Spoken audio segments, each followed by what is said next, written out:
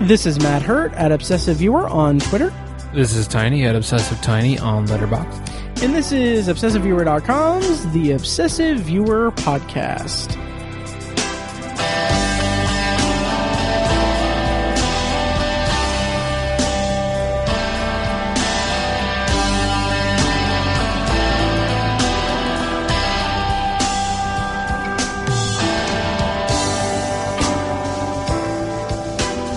Hello and welcome to The Obsessive Viewer. We're a movie and TV podcast that covers a specific topic, be it genre, trope, movie, or show each episode. You can find more of our work at ObsessiveViewer.com, more of our podcasts at ObsessiveViewer.com/podcasts, and you can also like us on Facebook and join the Facebook group at Facebook.com/TheObsessiveViewer. And also, if you want to support us further than those social media places, I guess. You can support us on Patreon at patreon.com/obsessiveviewer at the minimum rate of $1 per month, which gets you access to an exclusive RSS feed with content that's recorded specifically for Patreon supporters. We are up to just about 100 Patreon recordings, and $1 per month gets you access to all of that. So check that out, patreon.com/obsessiveviewer. And I also want to mention that you can buy merch at our TeePublic store, link in the show notes, but we do have masks available, so if you want to help stop coronavirus in fashion, I don't know, and support the podcast, check out our masks. The material's solid. It's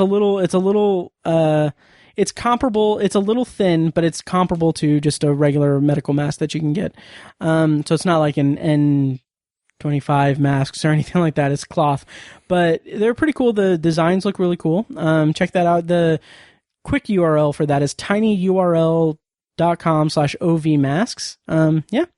Tiny, have you bought a mask? I have not yet. Okay. I do know, like, one person bought a Tower Junkies mask, and I'm so happy. Nice. And then I bought the rest. So, yeah. So having said all of that, Tiny, Yeesh. Hi. Oh, yeah, I also mentioned I am one of your aforementioned hosts, Matt Hurt, and with me today is Tiny. Tiny, how's it going? Hello, I'm good. Good. Did you, I'm not going to say that on the podcast. How's life going? We are recording this September 16th, 2020. Still going strong with the pandemic and everything. We are. Has anything changed for you in the last time since we recorded? I have to check in on an app on my phone every day for work, like, and answer 4 questions. Oh, really? Like, have I been exposed to anybody? Do I have a temperature? For any reason, do you think you might have COVID? It's dumb. Oh, yeah. Yeah. So nice. That is interesting because it actually brings me into a little weird story. I went to the dentist. Because I mentioned on Patreon, or maybe outside of Patreon, I referenced it on Patreon. That's what you pay. That's what you pay for. So I've been having this jaw pain for a while, and I just kind of assumed that my wisdom teeth were coming in weird or something. So I've been putting off going to the dentist, and then it started hurting a lot, and I was like, okay, Jesus, take the wheel. Jesus, take the teeth. So I scheduled an appointment for the dentist, and like, I don't go to the dentist often. yeah, me either. Yeah, it's bad. I'm going to start now, but it's just so interesting these days because like I had to and I shared this a while ago. I shared this on my Facebook page. Like there's a video of Ronald Reagan, him giving his speech where he says, I think it's a campaign speech or something. And he's like, I wanted you to answer one simple question. Are you better off now than you were 4 years ago? And I shared that on Facebook. I had said, I think I took, I don't know. I said like, yep, just, sharing this while I work from home, while I've been working from home for the last 6 months, except for on the days that I'm allowed into the building, allowed into a mostly empty building where I have to wear a mask and use disinfectant on every surface that I touch. Just going to share this here. Yeah. So anyway, and I had also made a dentist appointment where I will have to get there like 15 minutes early, and then they will send out a clipboard with the paperwork, and I will have to fill it out in my car and come in with a mask when they tell me that I'm allowed to. God. So anyway, I made the appointment and everything. I went, and it turned out like there was no one in the like in the waiting room, so like they let me in to fill out the paperwork in there. And, yeah. Okay. So if you go to the dentist after not going to the dentist for a while, it's a little shocking.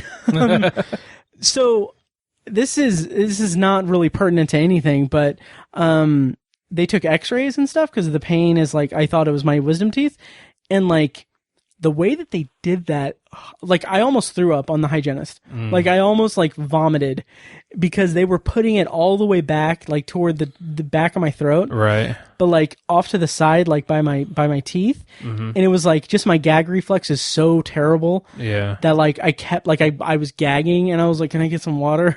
And they're like, yeah. And then like I think they commented or they implied like, don't drink too much water because, you'll just throw up the water. I'm like, I can't, like, there's no other, like, I can't handle it. Anyway. But then the other fun thing is that they were checking the, like, I don't know, the tenderness of the gums or something. They were doing something to the gums. Yeah. Where they just jab sharp metal into your gums. Yep. Yeah. Yep. At like every tooth. Yes, I hate that. Oh my God. I was like, not nearly crying, but like I was like, I was closing my hands into fists and like, I was like, not enough to draw blood or anything, but like, I was so nervous because it was painful, like extremely painful. And then also I was like, if I jolt or if I jerk or whatever, like, it'll just be terrible. But, yeah. So anyway, every time they do that to me when I go to the dentist, I'm like, how is this not torture? Yeah. Oh yeah. Yep. How is this not protected by the Geneva Convention? Yeah. Oh yeah. Yeah. So anyway, so that was my experience, with that. Yeah. And, it's not my wisdom teeth. Oh, that's a bummer. Yeah. My top wisdom teeth are in, and they recommended that I get them taken out. I'm probably going to wait until like January to do that. Yeah. But the issue with my jaw is not dental related. Oh, that's a bummer. Yeah. What I think it is, it's interesting because I saw a post on Facebook about this recently. I don't want to say who it was, but they said like, oh, do you have any remedies for JMB pain? And it's where like you grind your teeth and it's like your jaw, it's like chronic pain in your jaw from teeth grinding and stuff. Okay. So I think that might be what it is. But anyway, that's a huge tangent that I didn't mean to. So today on the show, yeah, that's our COVID check-in, I guess. Yeah. Yeah. I was going to post, and be snarky and be like, this is hard for me to say, but I went to the dentist, last week and I just want to just say real quick, just rest in peace to my dentist and the two hygienists that helped me because they were wearing a mask for like the entire visit and I'm sure that as soon as I left, they suffocated and died. So yeah, anyway, but I didn't because I'm only kind of an asshole. So anyway, Tiny, today on the podcast, we're doing we have a lot of things to catch up on. Yes. So first of all, our main reviews for this episode are going to be The Social Dilemma, which is available on Netflix. It's a documentary about social networks and phones and stuff. And then okay. Let me take this again because I think I've got a good intro for this. Oh boy. We're going to be reviewing two movies today. One is a documentary about the dangers of our constant attention paid to social media and to cell phones and how much we look at our phones every day. And the other movie is a movie that I could not stop staring at my phone during. We're talking about the documentary The Social Dilemma on Netflix and the McG sequel, The Babysitter Killer Queen.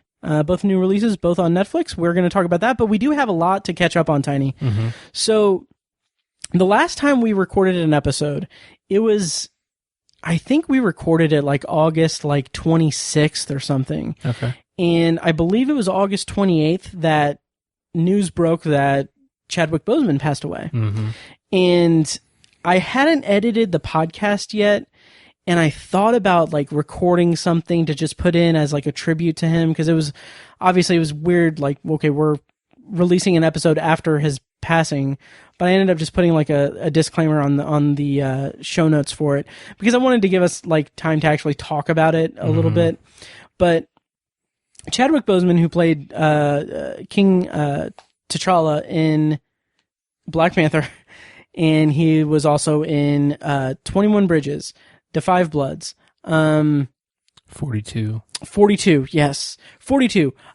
Get On Up, and was the movie Marshall? Was it just Marshall? About Thurgood Marshall? That sounds right. I haven't seen it. Yeah, me neither. But anyway, he obviously was very like popular, and he was like a rising star. He passed away from colon cancer. Right. And something that just really shocked me was that he was diagnosed in 2016. Mm-hmm. And those movies came out and were filmed, and he was on press junkets and everything for them while undergoing treatment for colon cancer. Mm-hmm. And just, I shared this on Facebook and everything because it's one of those celebrity deaths that kind of hit hard just because of the impact of it and the shock to the system of it. But I posted two things. One was that I feel like his story, his legacy is the stuff of legends. Like not in the sense that like, oh God, he was like, he just did all this. He worked so hard, even though he had this thing. Like, it's not that. It's more a reverence for his character as a person, from what I can glean from just everything that I've read about him. But it's just this idea that a person has the possibility of a finite amount of time. And right. Instead of taking that time to, publicly fight something that could, that could end up shortening their lifespan considerably, he chose to fight it, but not make it public. Like, just the privacy, the fact of privacy is like amazing to me, that he kept it, not necessarily kept it a secret, but that it was private and everything, because it's, it's a personal thing for him. But the fact that he did all of this, he did all this work, he, like the performances that he did, and the fact that he kept going and everything is just really the stuff of just legend for me.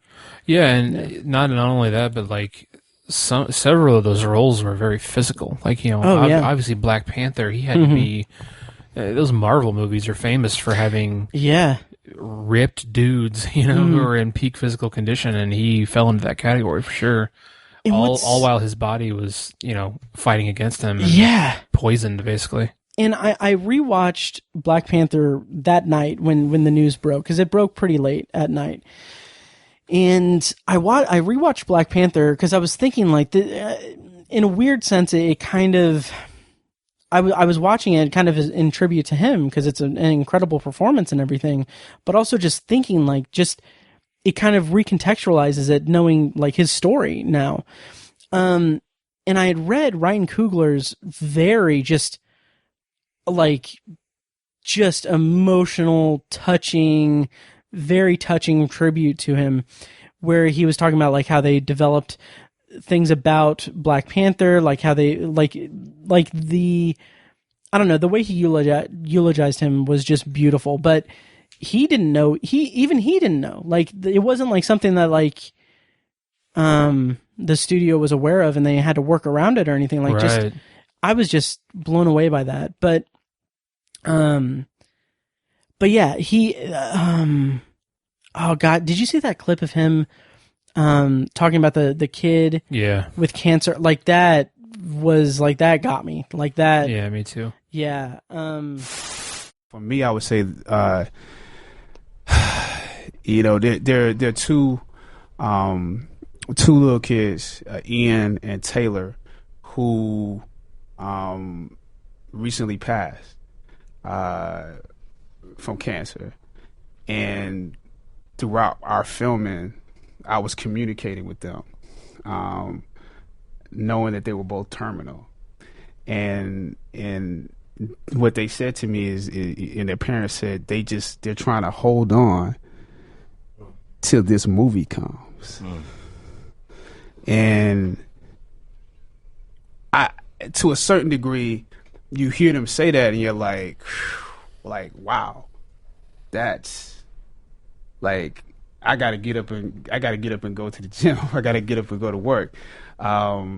You know, I gotta learn these lines. I gotta work on this accent. You know, seeing how devoted all of my castmates are, and knowing that will be something meaningful to them. But it's, to a certain degree, it's a humbling experience, because you're like, this can't mean that much to them, you know. But seeing how the world has taken us on, seeing how the movement and how it's taken on a life of its own, I realized that they anticipated something great. And I think back now to a kid, and just, you know, waiting for Christmas to come, waiting for my birthday to come, waiting for a toy that I was going to get a chance to experience, or a video game. I did live life waiting for those moments. And so it put me back in the mind of being a kid, just to experience those two little boys' anticipation of this movie. And when I found out that they...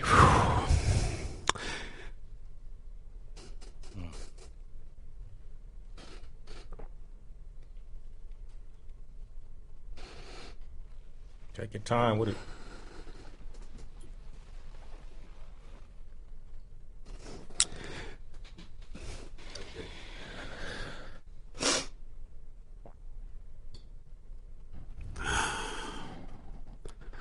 Yeah, it means a lot. But anyway, he was someone who knew the importance of the roles that he was taking, and the importance of, like, the role in Black Panther and everything. And like, and just, I mean, reading up on him and everything, the other post that I made, to circle back to my fragmented conversation, like my fragmented points that I'm making, is that, the other post was that this, like, the story of Chadwick Boseman, like what he achieved and what he did with the time that he was given,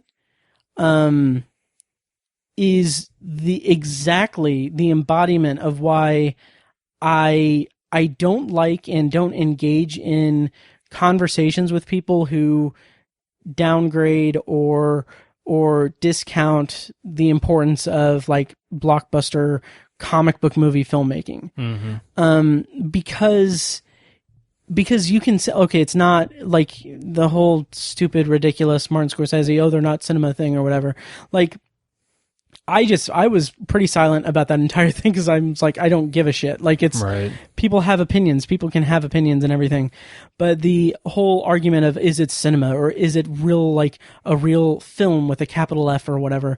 Like, all that is just moot to me, because the power of this, like the power behind it, is the power to inspire kids and inspire people to be better than they think that they can be, that they can even fathom being, and everything. And I think that that's embodied really well in Chadwick Boseman as a person, as a human being, because he, like, anytime I see a celebrity who's in, like, a comic book movie or what have you, go to visit, like, sick children in the hospital, and, like, they'll be in character, they'll be in costume, whatever, like, doing their part for that.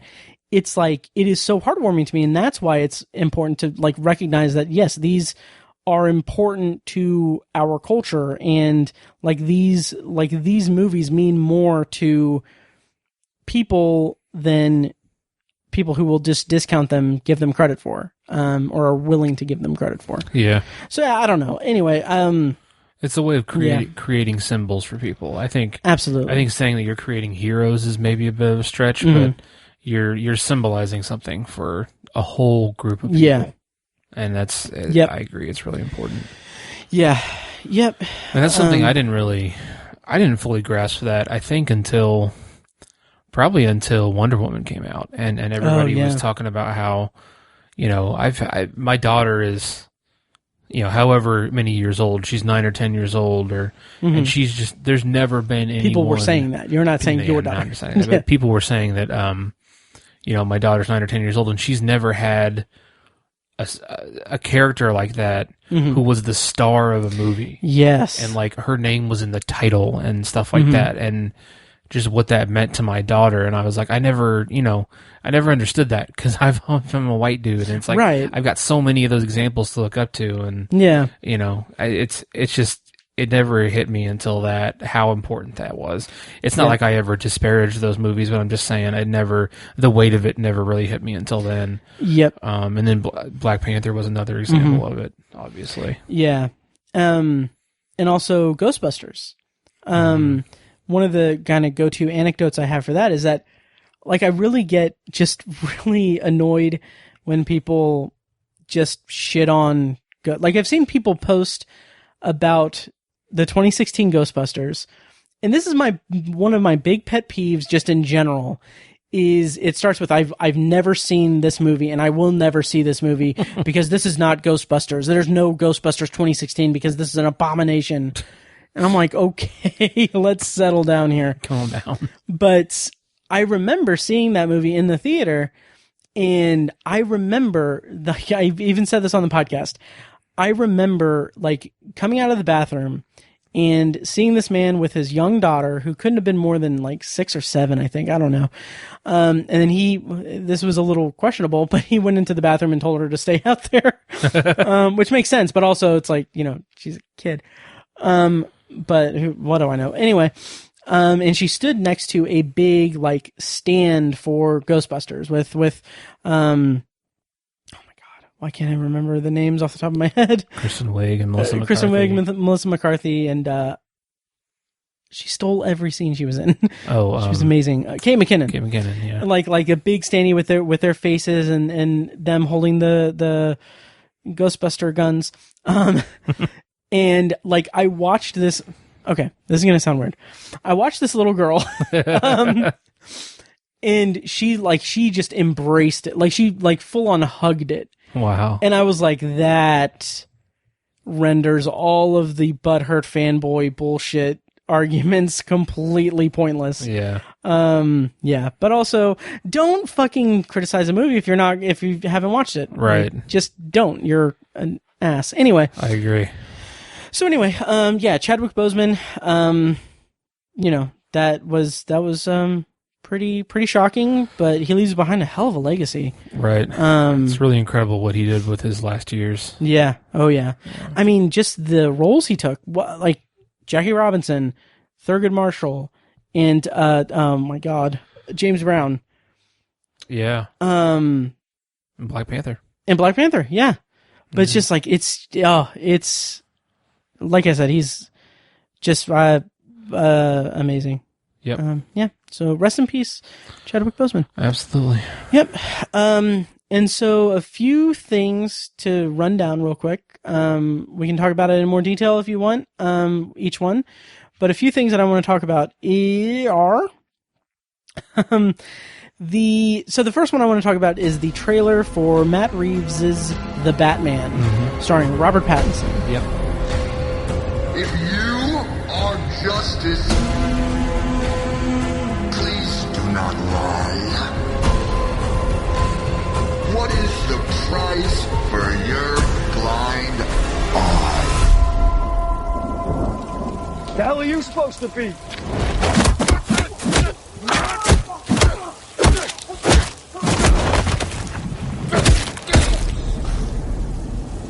I'm vengeance.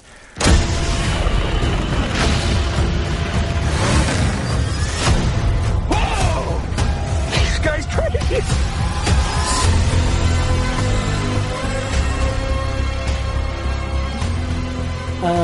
And Paul Dano as the Riddler. Also, did you know that Colin Farrell is playing the Penguin?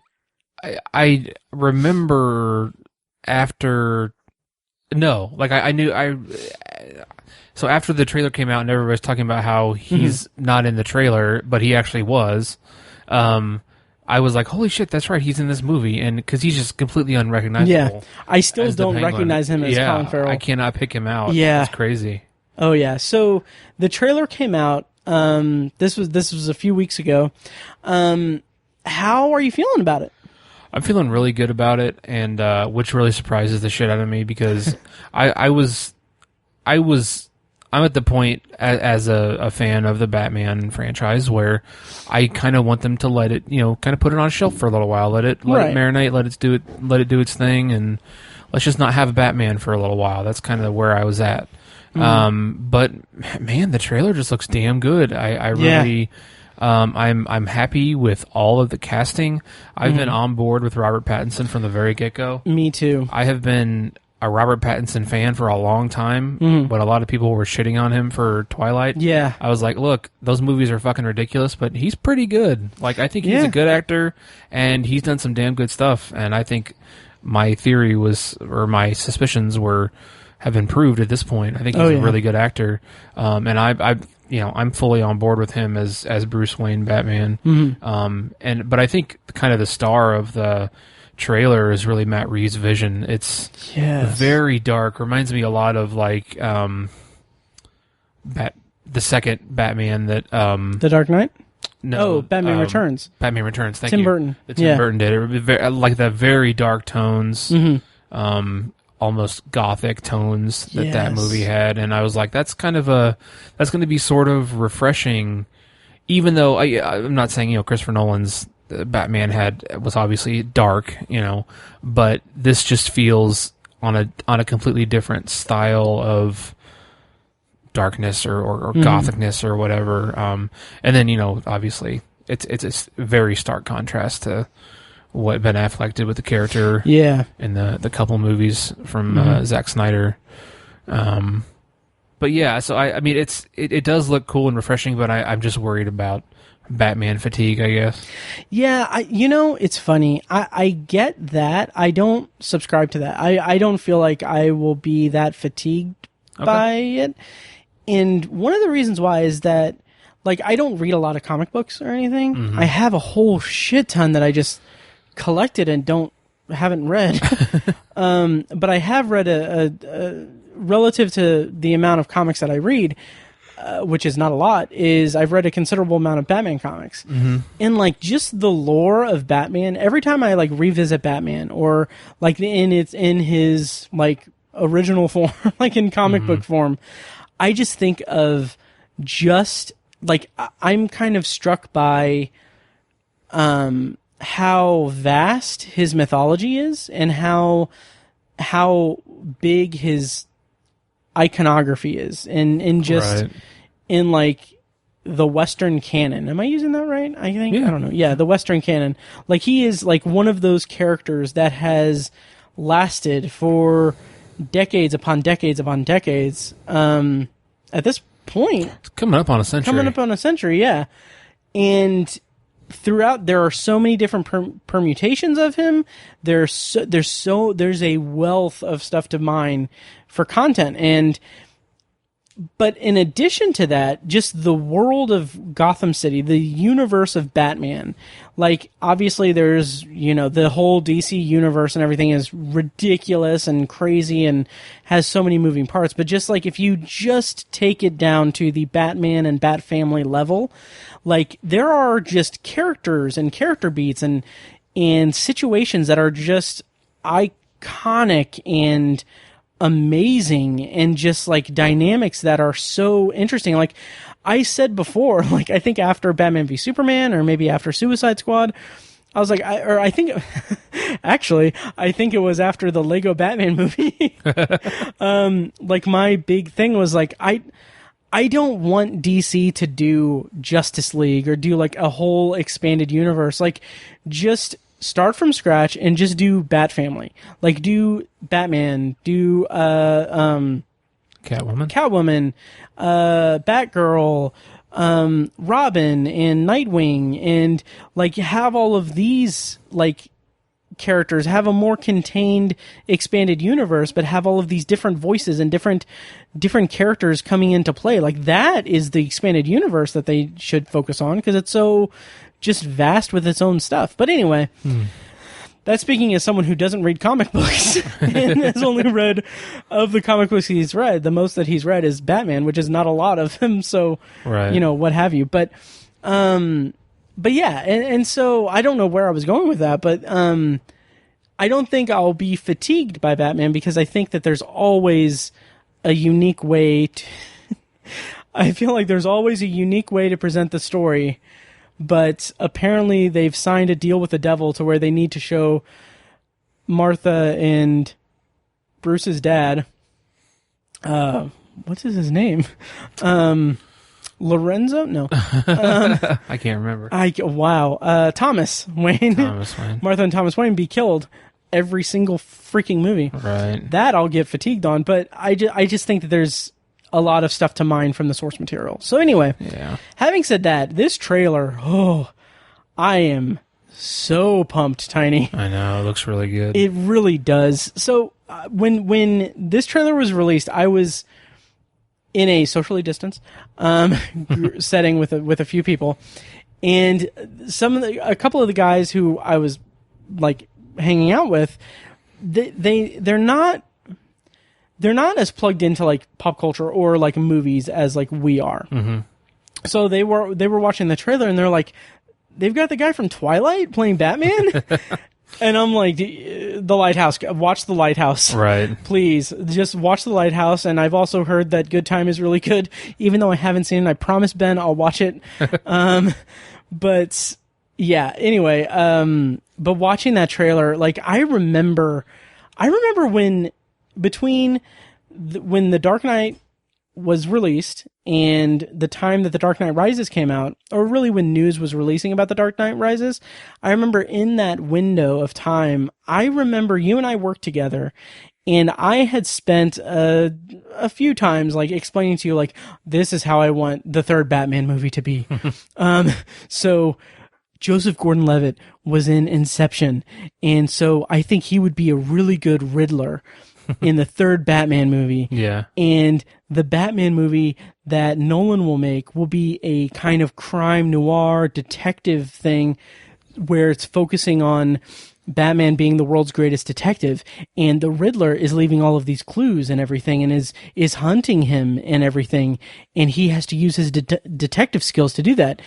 This was in 2008 to 2000, or it was 2010 to 2012, because Joseph Gordon-Levitt. Right. And like now we've got something that looks like it could be close to that vision that I had. Mm-hmm. So yeah, that has me super excited. Yeah, nice. Yeah, so we'll see. We haven't had a very good version of the Riddler in live action either. I mean, Jim Carrey. No, I agree. I totally agree. Yeah. I think I may have mentioned this on the podcast, but for shits and giggles, and when I say for shits and giggles, I mean, since everyone is in a pandemic and not really doing much of anything, I had a lot of time to kill. And I think I deleted the note because, nope, I didn't. So I've been thinking of projects that I did bring this up on the podcast, but I've been thinking of projects I could do for the website, like review series and stuff. And I was like, what if I reviewed everything in film and TV of Batman? Wow. And like, I have a list of 58 titles. Jeez. This includes animated movies, TV series that I've divided into like Batman the Animated Series, Volume 1, Volume 2, Volume 3, Volume 4. So, I mean, like, this goes back to the 1966 movie and TV show, but there's just so much. I don't know. I won't do this at all, but just something fun that I did. Yeah. Anyway, yeah, so that comes out next year. It was really funny because the end of the trailer has like 2021, but I think the 2s are question marks. Yeah. And a lot of people online were like, I've never seen a more like a more accurate release year on a trailer before. Because who knows? Right. Damn. Yeah. Which, speaking of which, Robert Pattinson got COVID. Oh, did he really? Yeah, did you not hear about that? No. Yeah, production shut down, restarted, and then shut down because someone tested positive for coronavirus. And it turns out that it was Robert Pattinson. Wow. And so they had to shut down production. But then I read that Matt Reeves was open production back up. Obviously, I'm sure it's after, the necessary people, like people tested negative, like they had confirmation from that. But so that he could shoot like the stuff that Robert Pattinson wasn't needed for. Okay. But that is a whole other conversation to talk about with, opening stuff up and everything. So I don't know. Neither of us have seen Tenet yet. Nope, haven't seen that one yet. Nope. I'd like to. Me too, but I don't want to die. Yeah, I'm just gonna wait for VOD. Oh, really? Yeah, because I'm not gonna go to the movie theater, and the drive-in is still showing it, but I don't want to see it in the drive-in. Yeah. I don't want to pirate it because no. Yeah. So yeah. Yeah, I'll probably try to see it in the next few weeks. Really? Yeah. Like in the theater? Yeah. Interesting. Yeah. So where are you at with that? Yeah, I mean, I don't know. Like I've never had to quarantine this whole time. Yeah. Like I've said before, I go out for work every day, so I'm just used to being out there. I'm really not scared of it at this point. Mm-hmm. Not that I'm being some badass or anything. It's just like I don't have a choice but to go out in the world and be around people. So yeah. I mean, I'm going to be out around people anyways, so I'm not really worried about it in that regard, I guess. I don't know. Yeah, I understand that. Well, let me know how the experience is. Yeah. Do I think it's wise? Probably not. Yeah. For people to go see movies in general, I don't. It's probably not the best thing, but it's like one of the worst environments. Possible. It is. It really is. Yeah. And like, I want nothing more than like.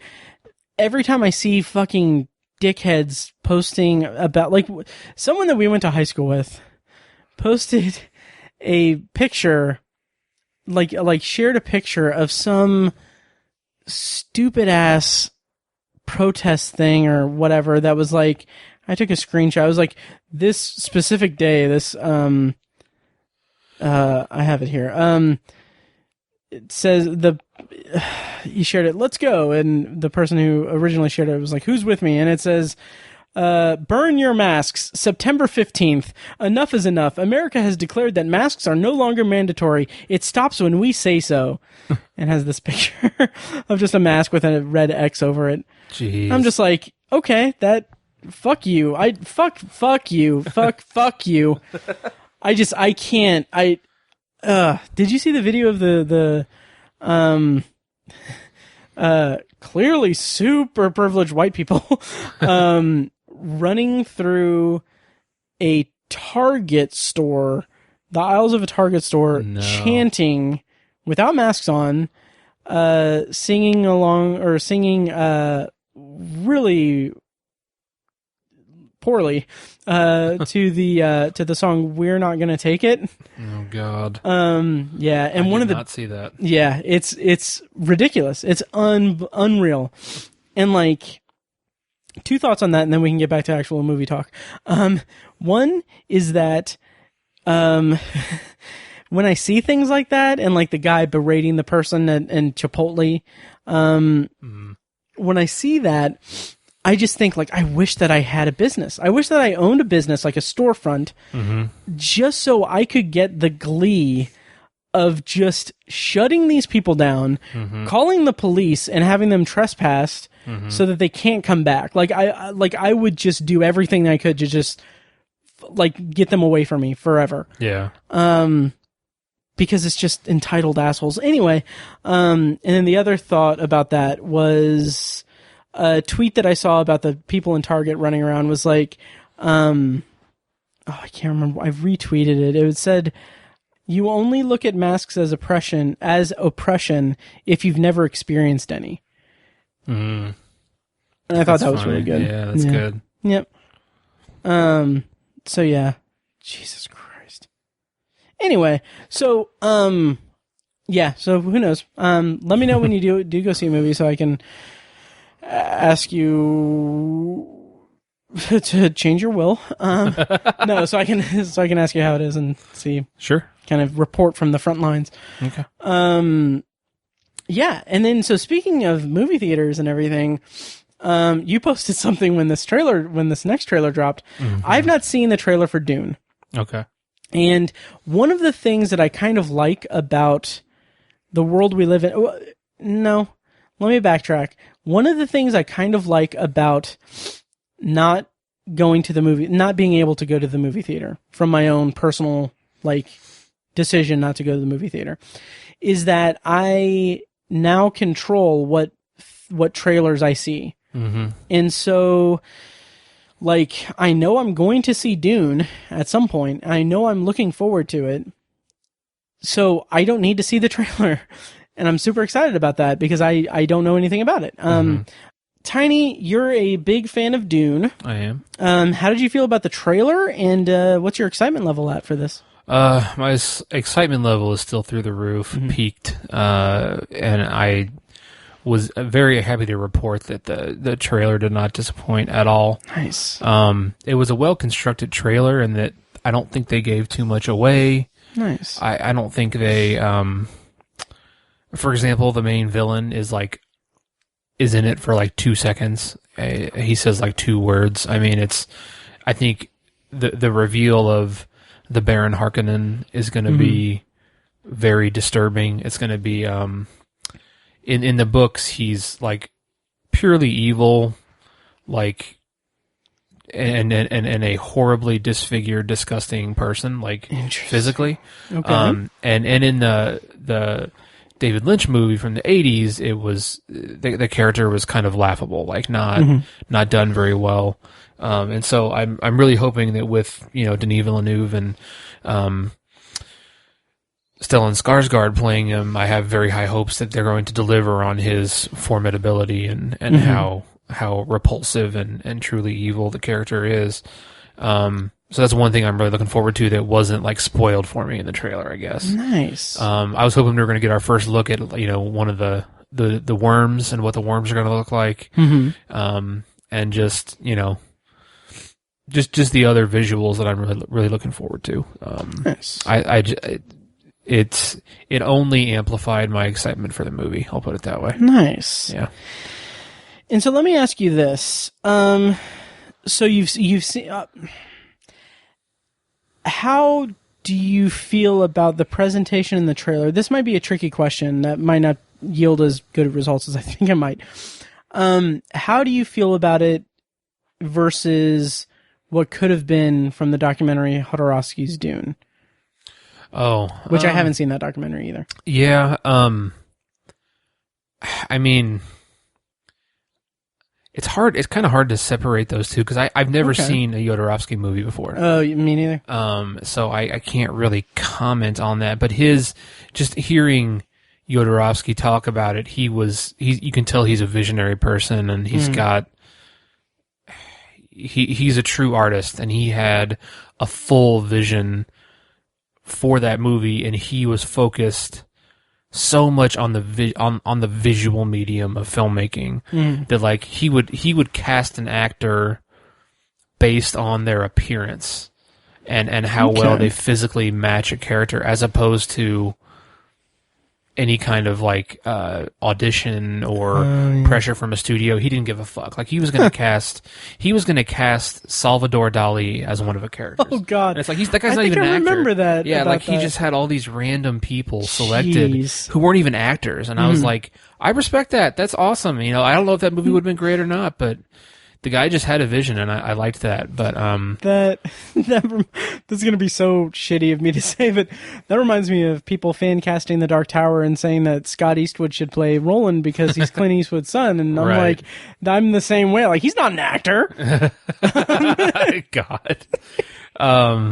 Scott Eastwood, if you're listening, I'm sorry. I do like you in the Fast and Furious movies. Yeah, he's fine. Fun. Yeah. Anyway, Yeah. But I will say right now in 2020, if I had to pick a filmmaker to make Dune, it would be Denis Villeneuve. Nice. And the cast is perfect. Timothée Chalamet. I know nothing about the character of that he's playing, but I really like him as a performer. So I think perfect casting. Nice. Yeah. Jason Momoa, Josh Brolin. Oh yeah. Rebecca Ferguson, Oscar Isaacs. 1,700 other people. Right. I mean, Javier Bardem. Oh yeah, that's right. Zendaya. Drax. God damn it. Oh yeah, Dave Bautista. Dave Bautista. Nice. Just fantastic. Stellan Skarsgård. I like it. Pretty much a dream cast. Oh yeah. Just awesome. I recently rewatched Blade Runner 2049 just on a whim. Yeah. And every time I see that movie, I am reminded and reconvinced and reaffirmed my faith in it that it is one of the most beautiful movies I've ever seen. Yes. Blanket statement.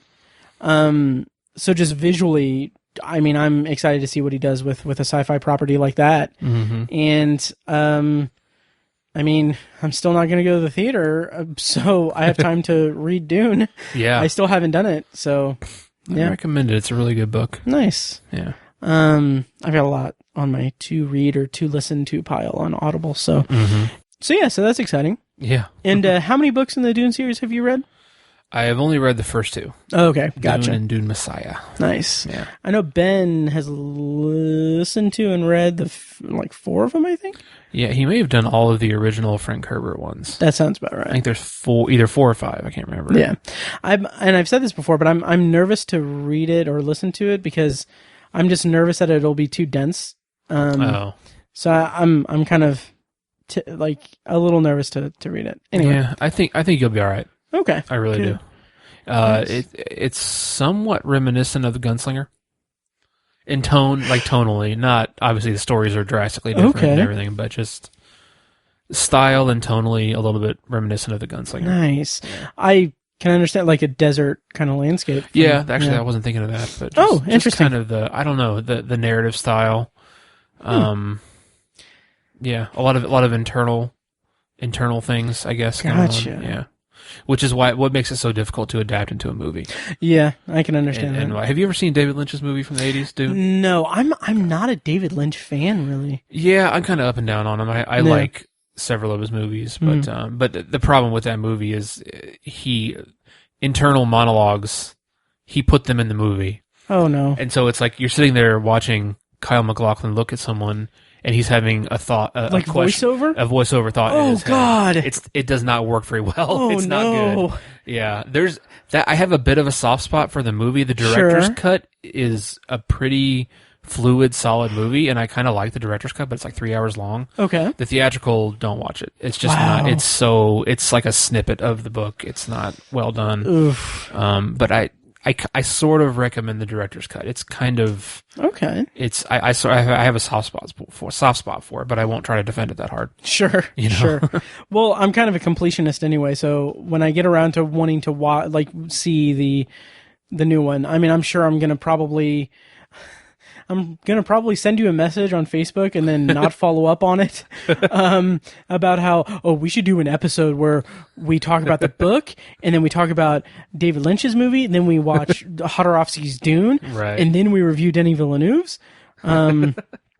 So yeah, look forward to that never happening. Right. By the way, I do still want to do the samurai and Western movie thing. Oh yeah. Yeah, I'll tickle everyone's ears soon. Anyway, yes. So I'm looking forward to it whenever I get around to seeing it. Mm-hmm. Do you think it'll be released in December? I think it's supposed to release in December, right? It still has a December release yeah. date. Yeah. I'm curious if it'll keep that. I really hope so. Yeah. It probably depends on how, everything else does over the next few months. Well, that's the thing. Tenet did not do well. Yeah. At all. Right. Yeah, so man, I don't know. Yeah, so I think it's I don't know. It's pointless to try to guess because it's so freaking crazy. Right. Yeah. I think that's all the stuff that I had if you want to go into the reviews. Although I will say, kind of not related to Dune, but something that reminded me of it. I'm really excited because today, James S.A. Corey, which is the writing... The pseudonym for for Ty Frank and Daniel Abraham, who write the Expanse series. They announced today the title and book cover for book 9 in the Expanse series. Wow. Which is the final book in the series. Ooh, that's exciting. Yes. And I have only read the first 4. Yes, the first 4.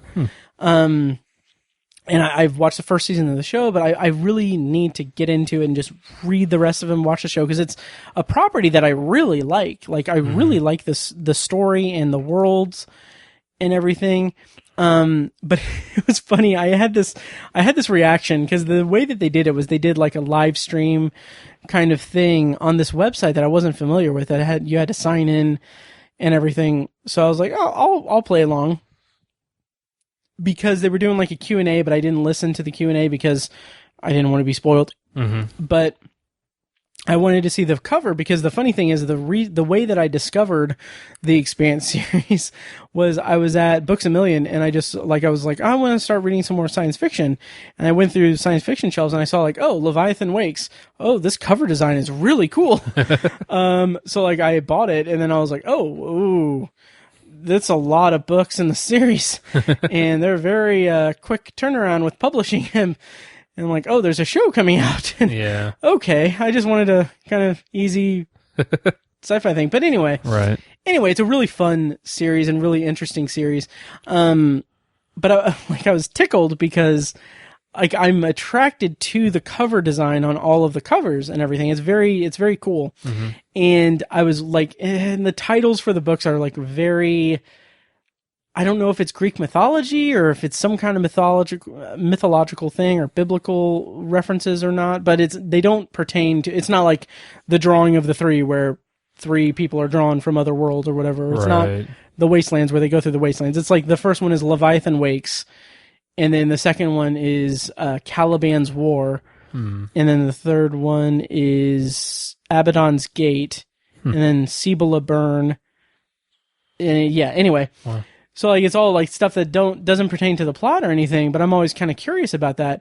And then like I was watching the video and then they're like, all right, so here's like it had a list of like book 1, book 2, book 3, all the way to book 9, and each one changed to the title of it. So like Leviathan Wakes, Caliban's War, all that. And then when it got to the bottom, one of the writers was like, all right, and drum roll, and then like it revealed the title of the last book, and I was like I actually went, oh, that's good. That's good. What is it?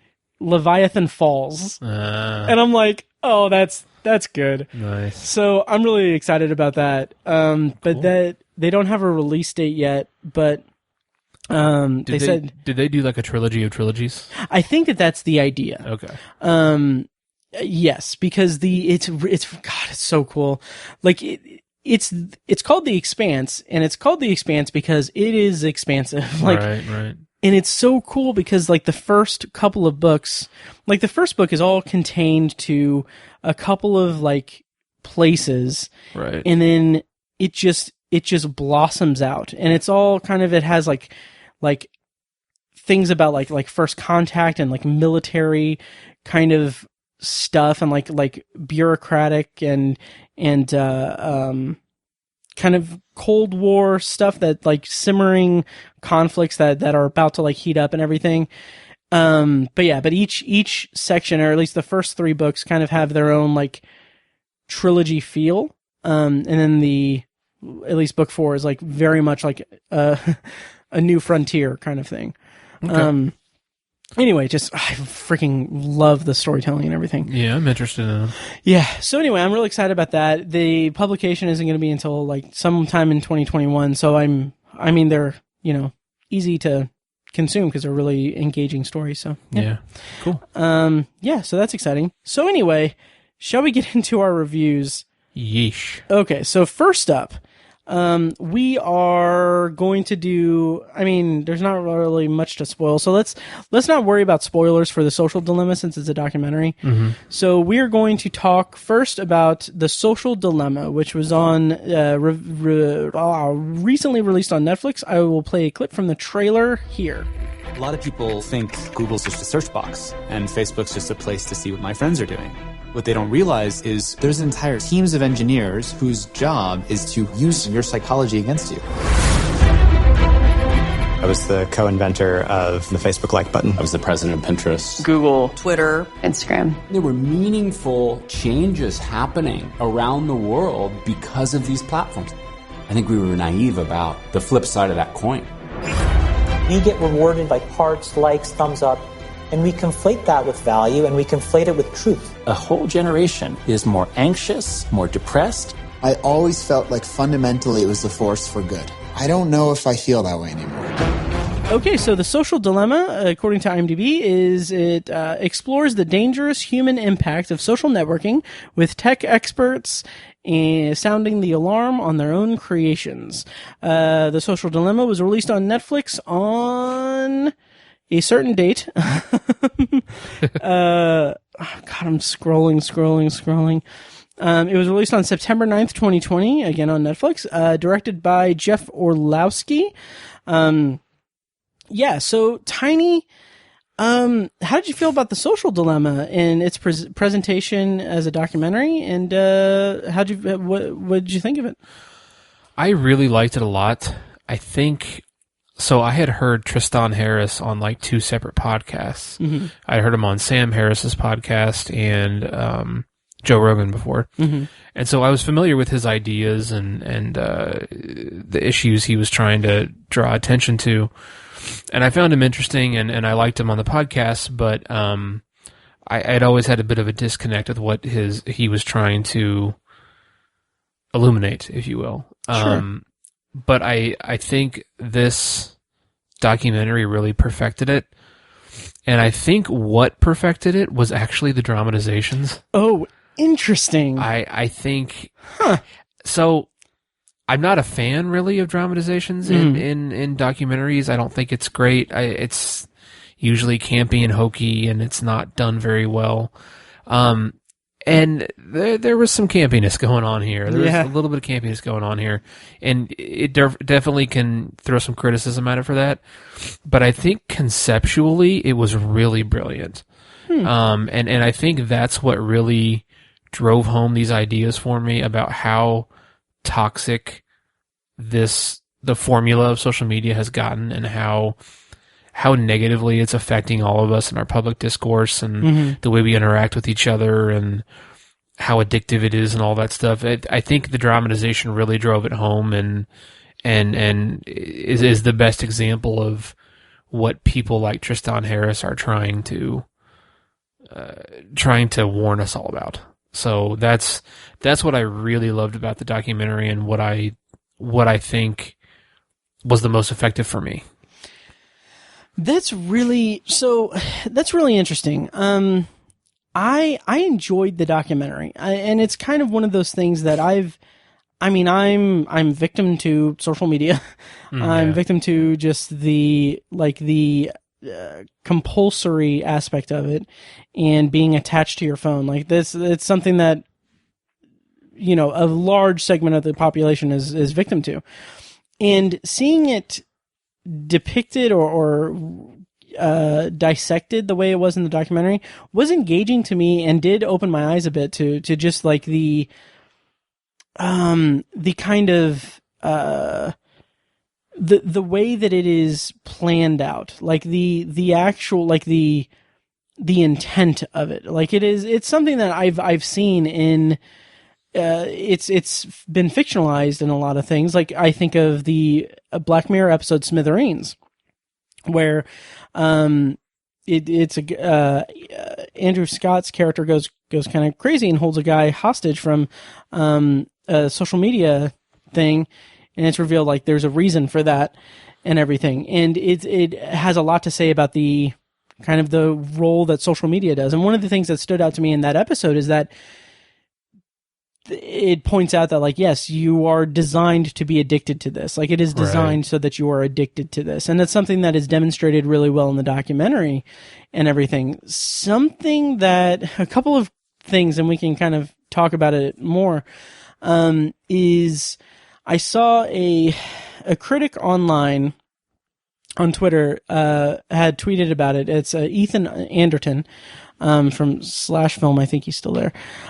He said that his kind of big gripe about it was that the documentary doesn't offer anything, like in terms of a solution or anything. It doesn't say, it's instead just gearing us toward just terrifying us into action that it doesn't really kind of give a solution to the problem that it's presenting, which I do think is a flaw of the documentary. That's fair. But I also think it's maybe an entirely different documentary that it needs to be made for it.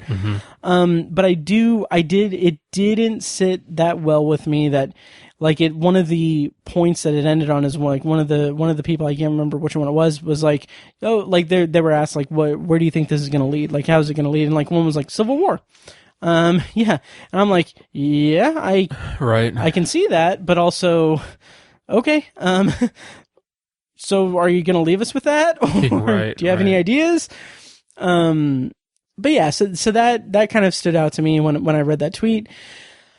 And then the other thing was just the dramatizations just were really off-putting to me. Really? Okay. Yeah. I mean, I get it. I understand the logic of it. I understand why they chose to incorporate that into the documentary.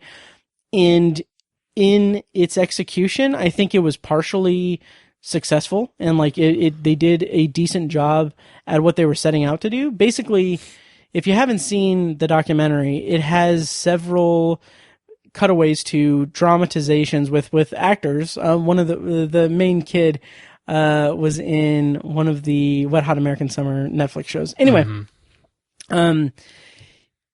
it's showing like, oh, this family that they're like all addicted to phones and everything and all that. And then it talks, and this is something that immediately took me out of it because they were like, oh, let's not talk about politics at the dinner table and everything. But it's like this super vague, like, oh, the extreme centrists are what's doing all of this. Extreme center. Yeah. And it's like, it's like they're not like, just if they're going to have and I don't know, I'm kind of struggling with this, but if they're going to have a stand-in for our current day political climate and everything, I get not wanting to depict like actual stuff or be, putting themselves in line to just be criticized for taking a side on a certain thing. Right. But it just felt so out of place and weird to me. And it just felt so, it's like they were trying to make a point, and then they made the point, but in order to make the point, they didn't need to really provide any, like a lot of context and everything. And they didn't really need to, because it's a conduit to our like current state and everything. But as a fan of fiction storytelling, I'm like, okay, I just need more here, guys. Yeah. Yeah. That's fair. I felt like for me, the part of the dramatization that was the most effective was the personification of the algorithm, which was Vincent Kartheiser. And man, he was hamming it up. Yeah. The writing wasn't great, but that personified and literally showed you a physical representation of how that algorithm works. And that's something that I had not understood up to that point. It's literally, it's a form of AI that's manipulating you, and you can see it play out through that dramatization, written poorly, and not acted real great. But it's just the mechanism of it really shocked the shit out of me. Just how effective it is. So, okay. I'm really looking forward to talking to you about this, because that was what took me out of the documentary even more. Really? Yeah, and it's, I think it's because it was personified. Like, I kind of, at the start, before I kind of really put together that it is just, I mean, it is personifying this algorithm thing. Like, I was disconnected from that because I'm like, okay, yes, that's how it works and everything. Like, because like even, so when Mike was on the podcast months ago, he and I were talking before we were recording, before anything. We were just talking with our computers through Google Hangouts, and we were talking about, I think we were talking about like going out and getting food, like our choices now that we're, staying at home and everything all the time. And I had mentioned, oh yeah, Portillo's opened up in Avon nearby and everything. And then he's like, oh yeah, I love Portillo's because he's from Chicago and everything. Oh yeah. And I'm like, oh yeah. And then like a day or two later, an ad for Portillo's popped up on my Facebook feed. Yeah. And I was like, I have not spoken about Portillo's except for that. I have not Googled. I have not touched my phone in relation to anything related to Portillo's, but it heard me say Portillo's and threw that ad at me. Right. And so like, I understand how, like, I didn't understand how that worked, but I feel like the way that the documentary does it, it dumbs it down to a very like straightforward way, having 3 versions of Vincent Kartheiser, representing 3 different aspects of the algorithm. But the way that I don't know, there was something about it that I kind of felt like I got that he was a personification of the algorithm, but it also felt maybe not misleading. Maybe misleading isn't the right word, but it felt a little bit weird that it was like, that it was personified. Like because it's like, they're arguing with each other like, oh, let's do this. Let's try this and everything. And it's like, I'm sure it is as sophisticated as that, but it also felt like I wish that there was like a more grounded way to show that. Cause it's, yeah, I don't know. Like the impression that I got from that was that it's saying that like, oh, and this isn't the case. And maybe it's just, I wasn't, buying into it as much as I probably could have, but I kind of thought like, in the back of my head, I was like, okay, so is there one individual person for every single user? Which it's not the case because it's an algorithm and everything. Mm-hmm. But I don't know. Anyway, so that just kind of just felt like a little weird because the way that it operates, like it was saying like, well, he responded to this and like they were having sentient thoughts and conversations with each other. Mm-hmm. And it wasn't like, I kind of feel like it's a little bit more, in real life, it's more mathematical and everything. So right, yeah. I mean, it may not have been the best.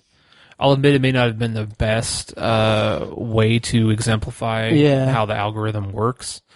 But I thought it was really effective. I mean, personification is so effective, because it's in the title. It's personified, right? It's making it human, right? So that we can understand it and relate to it and comprehend it. So I found it really effective. And I'm not a huge fan of Vincent Kartheiser as an actor. Oh yeah. I mean, just watching him for years on Mad Men and stuff, I was like, his character was a little sniveling shit on that show, right? So it didn't help. But he's okay as an actor, but I think he was fairly hammy in this. It was so hammy. Yeah, it was bad. But I mean, I respected and understood the message of it and everything. Yeah. I kind of felt like it was a little bit too dumbed down for it. Like I wish it was a little bit more I don't know. I wish that there was a little bit more to it than that. Okay. I don't know. That's just my take. So yeah, I really liked that part. Nice. But the family that they had and the dramatization on the other side of it, there was a lot of hamminess there too. The part that just, I was like, okay. I really hope that it's the same part that I'm thinking of right now, but go ahead. It was the dinner scene where she locks up all the phones and the youngest daughter goes and breaks them open. Just suddenly break, like what? Yeah, I was like, okay, that's... And I think what was interesting about that is that all of those characters, right, the parents and then the 3 children, are all... It's sort of like 4 generations kind of coming together, and I think you and I fall into the generation of the boy and then the oldest daughter. We're kind of right in that area. Yeah. And so it's I think it's entirely possible that there are members, Gen Zers out there who are far more addicted and connected to their phones than we are, and maybe I'm sure there are kids out there who would steal their phones away from their parents if their parents took them away, and I'm sure there are extreme situations of that where kids would want to break open that container and get their phones out. But my problem with it was like, how are the parents that shitty? Yeah, they're just like, get the fuck away from your phone. Is what they should have said. Sit your ass down and eat your food. Yeah, like be a parent in that moment. That's what took me out of that moment, and I thought was ridiculous. Me too, and it was too instantaneous. It was like they sat down, and then she's like, "I'm just gonna look at the phone," and then like, and I mean, I think this is deliberate, but like she's walking toward it like a zombie. And and then we get the sudden break. Like, it just felt like just so hokey and weird. It did. Like, if you're going to do something that's a metaphor, or if you're going to dramatize, like, real life situations, or make a dramatic statement through dramatization of the dependence of social media and cell phones and everything, like, you can do that, but do that in a way that isn't so heightened and so hokey and weird. Like, I've seen comparisons of it made to like after school specials, which it so is. Like, it is. I would almost say that it undercuts the message of the documentary, because when you see the youngest daughter get up and just break the glass and everything, it's like, okay, fine, whatever. But like, you have like separate from that, in the talking heads and everything, they talk about how Gen Z is like they're the first generation that is going through middle school with social media. Right. And they talk about like the statistics of like depression and anxiety and suicide rates and like serious stuff like that. It's like, lead with that, like handle that, like put the spotlight on that. You don't need to have this hokey, hammy, like awkward ass like dramatization when you have statistics and like talking points that are relevant to the viewer. Like, again, it kind of comes across as a little bit of a dumbing down effect where, like, even worse than my experience watching the Vincent Kartheiser. Yeah, I was at Kartheiser. I don't know. Segments, like it's a little bit there's a word I'm looking for. Not condescending, but it's a little pandering. It's a little bbit pandering to me, and I kind of wish that there was more effort put into that, or if it was excised and just, using, because it's not based in any fact. It's fictionalized and everything. It's just a broad kind of thing. Like, I don't know. I wish that they had used that less and used the actual data that they had and talking points as in a more conventional documentary. Okay. So yeah, I don't know. Interesting. Yeah. I do, and I the criticism you talked about earlier, where they didn't offer answers. Like, I kind of agree with that, and it's sort of interesting because I think Tristan Harris has formed an organization about like ethical social media or something like that, and like I feel like he didn't really get a chance to really explore that platform at all. Right. But at the very end, they did say, take these steps, but it was sort of tacked on at the end. Yeah, it was. For me, I think one of the linchpins of this is the push notifications. Oh yeah. I use 0 push notifications. Oh really? I cannot stand them. The only push notifications I get on my phone are text messages and phone calls. That's it. Oh, I'm gonna start texting you then. No. Yeah. That's real. I might do the same. I just can't stand. I've never been able. They've just annoyed me. Like my phone. Oh yeah. My pocket constantly vibrating. I tried them with like Messenger and a few other things. And it was just constantly going off and driving me nuts because I wanted to check my phone every 2 minutes. Yeah. And that, like, I can understand how a person would become addicted to that and want to do that, but I didn't want to do that. Yeah. So I shut that shit off really quickly. Interesting. And I cannot stand, I mean, I guess the only other thing that I don't know if I consider it a push notification would be we have one of the Ring doorbells. Oh, yeah. And we have a Simply Safe security system in our house. Okay. That would alert my phone, but that's not, that's a little bit different. Yeah. True. So my mom has one of those. Yeah. And both my mom and my sister I don't know if it's still a thing, but they did not know how, or did not want to know how, to turn on the volume on those notifications. Oh, God. And so, like, I remember one day I was driving my mom. This is, like, pre-COVID-19. Mm-hmm. I was driving my mom to breakfast with my brother and his then fiance, now wife. Mm-hmm.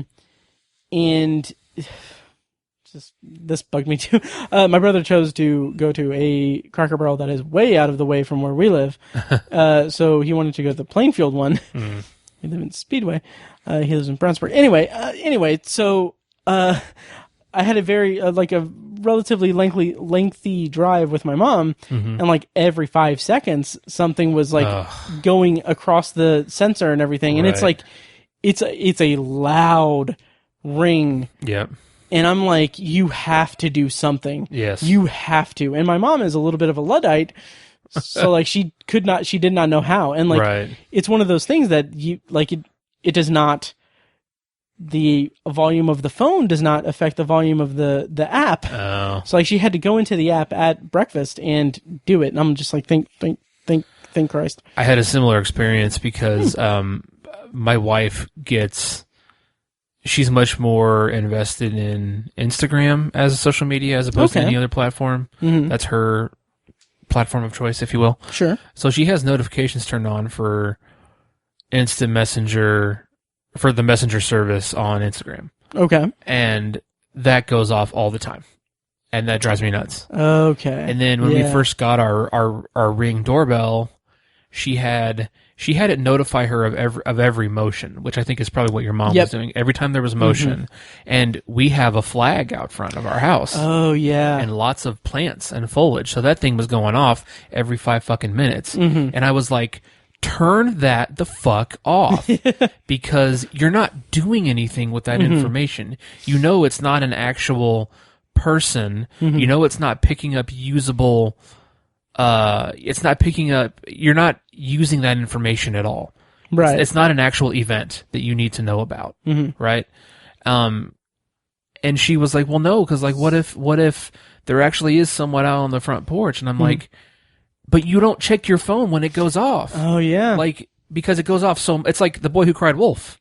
That's what's happening. Your phone's crying wolf, and it's crying it so much that you're ignoring it, because I was like, you're not doing anything with the information. So finally, I forced her to make a change, because I took the motion setting and turned it all the way down so that it basically wouldn't pick up motion anymore. And she's like, yeah, my phone hasn't been going off lately. And I was like, it's because I turned the motion off. She's like, why'd you do that? I was like, because you wouldn't turn the fucking notification off your fucking phone. God damn it. It was pissing me off. I could not stand it. I basically forced her to, and to be honest, she kind of wears the pants in our relationship on almost every aspect of. I am totally just like, okay, fine, we'll do this, whatever. But when it came to that, I was like, we're not fucking doing this. You are turning that off. You are going to do that. I was like, when it picks up motion, it creates a recording. So you can just go in at the end of the day or in the morning and look to see if there's any recordings for the moment. Right. Like, you don't need to be fucking notified. Oh my God, it just drove me nuts. I could not stand it. I don't want to get married. Well, she finally turned it off, and she has her phone on silent a lot of times. Oh, yeah. I should amend that. I never want to live with someone. I get that sometimes. Yeah. But it's funny, I'm in a group chat with Molly and Yuri, my friends Molly and Yuri. And I mean, I stopped the notifications on that because like they'll talk, they've been having conversations on that. But I don't have the notification tag on the app. Okay. So and everything. So like it has a count of how many notifications I have. In the time that we've been sitting here, 91 messages unread on there. Jesus. Yeah. I do have the tag on the apps. I do have that, but I don't do banners or push notifications. I don't do any of that. I might have to try that or something, because it's like, because I get a lot of emails and messages and stuff. So I have my email set up to only put the tag on there at the end of the day or something like that. Oh, interesting. So I only check my email at the end of the day. That's it. Once a day. You know what's funny? I have mine to sync every, it's supposed to be, I think, instantaneous and everything. Probably really? Terrible for my battery.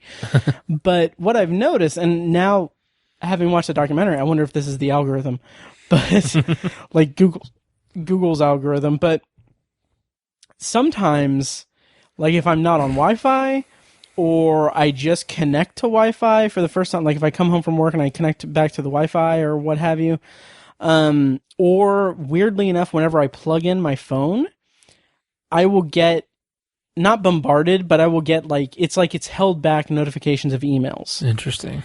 And like I'll get like 3 emails that were received like in the afternoon.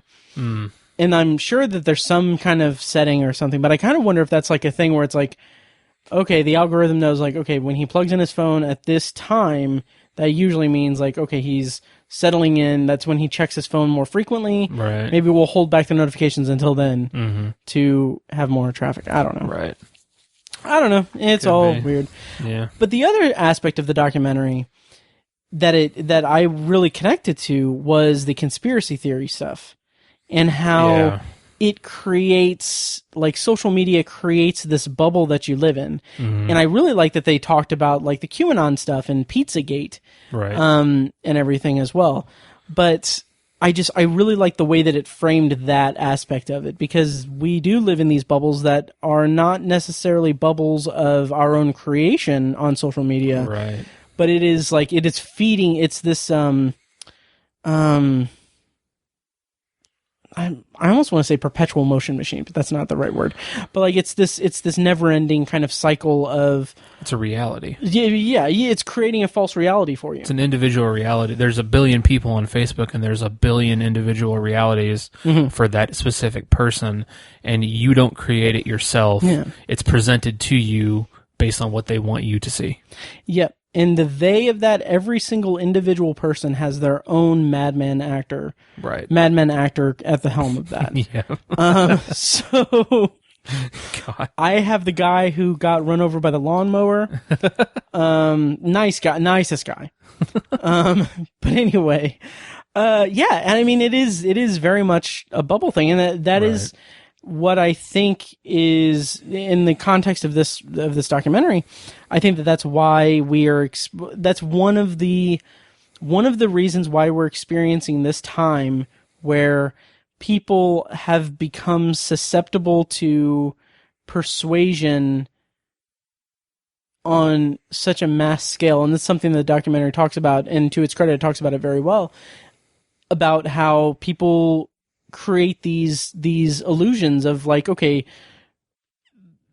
the thing that is in opposition to them is not reality, and they do not want to entertain the thought of something else that combats their own reality. Right. So I don't know. It's frustrating as fuck. Well, so it's sort of in line with this documentary, I kind of did like a unofficial trilogy thing where I watched this, and then I also watched another documentary.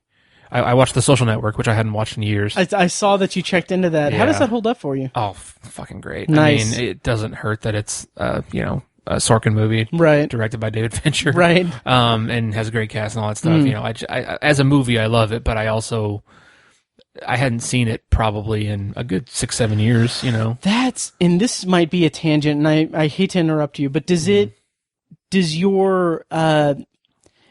viewing of it, was your perception of the movie or your reaction to the movie altered in any way after the Cambridge Analytica stuff and the Zuckerberg Congress stuff or whatever? A little bit. You know, the movie's not about that, really. It's not, yeah. But there's an interesting line, well, it's a line, that's said by the character of Sean Parker in the movie, Justin Timberlake, where it's the cocaine scene where he's doing coke at that after party. Oh yeah. And he's like, you know, first we lived on farms, then we moved into cities, and now we're going to live on the internet. And he's in a way he's right. We do, and I think it's only gonna expand from here. But what I remember about that movie back when it came out, I remember loving it, and so my artist side of myself loved it and all that stuff, but I remember being a little bit embarrassed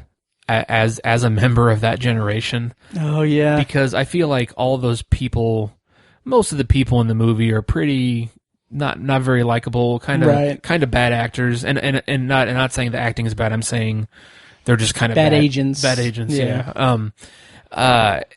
And it's I think it's sort of representative of being a young dick, a young millennial, you know. That I remember, like, my parents watched it, and I was like, yeah, I'm kind of embarrassed to be a millennial when I see the way they all acted and what they chose to do with their lives and how self-centered and terrible all those people were. And my mom kind of saved it for me. She was like, yeah, well, they're also a bunch of rich elite assholes too. Remember that? A bunch of rich Harvard dicks. I was like, that's true. But did your mom say those exact words? No, but that's, in a way, she was like, remember, it's at Harvard. And I don't know. I can't really. I'm like, I just tried to imagine your mom saying like, a bunch of rich Harvard dicks. No, she didn't say those exact words. Bunch of douchebags. But watching it now, I was like, you know, I don't necessarily feel differently, but now we have Gen Z. Yeah, which didn't exist in 2010 when they moved. Well, they existed, but I don't think there was the moniker of Gen Z existed in 2010. I don't think so either. But now that's sort of a classification that we can kind of put people into. You know, I guess labels are wrong and all that. I understand that, but you know, we've created these boxes, and that box exists now, and compared to Gen Z, I'm not as embarrassed by what we did as millennials, and I'm not one of those. I'm not a big fan of like judging people and shitting on people because of when they were born. That's bullshit. Right? Yeah. Like, that's stupid. I don't understand. And it's always going to be a thing. There's always going to be old people who are saying, "Oh, this young generation." Human beings have been saying that since human beings existed. Like it's not a real thing. It's just that you're getting older and cynical, and they're young and optimistic and think they're invincible, and you're trying to deal with your death. And that's what, you know, that's always going to be a part of culture. Right. And so I think that argument's bullshit, but still, I'm starting to feel it. Yeah. I'm starting to feel like, what the fuck, these fucking Gen Z kids, Jesus Christ. You know. Oh, we'll talk about some stuff in the Babysitter stuff. Yes, we will. Yes, that is a great, kind of a good segue, really. Yes. I do want to mention just real quick, and we've talked about it in the podcast, I'm sure, but the thing that went viral where it's a bunch of like the tweet was, I'm awake at 3 a.m. and I just want everyone to know that what Gen Z says about millennials on TikTok. And it's just a bunch of like Gen Z kids just ripping on millennials. Yeah, it's kind of funny. Yeah. I've seen a lot of it on I'm TikTok. going to rapid fire a few of them just for shits and giggles. They be 34 talking about, I'm a Hufflepuff. Like, grow up and do a line of coke already. And they say doggo, or that BuzzFeed knows their favorite wine. And then, quote, just gonna drink my coffee, blah. Or people that still say adulting. Oh my god. Millennials will attack you if you disrespect their Harry Potter house. They're worried their Harry Potter house. They're worried about their Harry Potter house, but they live in a 1-bedroom apartment. Y'all worried about the wrong houses. No one blank. Millennials, I'm such a Hufflepuff. Oh my god. I find it insulting. I'm not old. And they always say they have. Okay, they're really on the whole thing. Yeah, I don't know. Anyway, it's hilarious. Mm-hmm. It's funny that I'm on TikTok a lot. Oh, really? For me, since we're talking about it, I think my addiction is on Facebook more than anything. But okay, I'm becoming a big fan of TikTok. I haven't even I haven't downloaded it. It's fun. I mean, I see a lot of videos, but yeah. But anyways, it's funny that like I'm the old person on TikTok. Oh yeah, yeah. Because that's how that's just how centered it is on the even younger crowd, a younger demographic. But the other movie of the trilogy that I didn't get to yet was a documentary called The Great Hack. Yes. Okay. Which came out last year, which is about the Cambridge Analytica thing. Okay. Which I knew very little about. I really knew hardly anything about it, but I think you might prefer that. There's no dramatization. So. Oh, thank God. Yeah. Don't worry about that. But it's okay. Let me ask you this question. Okay. there's no dramatization, but is there any scene of a person clacking away on a keyboard and then looking up and saying, there is not. Damn it. Okay, that's fine. So anyway, go ahead. Sorry, but that is a very damning and revealing documentary as well. Interesting. Just the Cambridge Analytica thing was really shocking about what they've basically admitted to doing over the last several years when it comes to elections. Okay, it's pretty amazing. But it all has to do with aiming social media at people to influence and manipulate them, to basically kind of steal elections. You know? And what I'm still foggy on is the legality of it, and whether or not you can really call it cheating. In the documentary, they do. Several of the characters, the people in the documentary, say that it should be considered cheating. It should be election fraud and all that. I'm still a little foggy on that. Because at the end of the day, people have a fucking choice, you know, to believe it or not. But it's still manipulation. Okay. Let me ask you this. And this is going to be probably more hypothetical or more rhetorical question.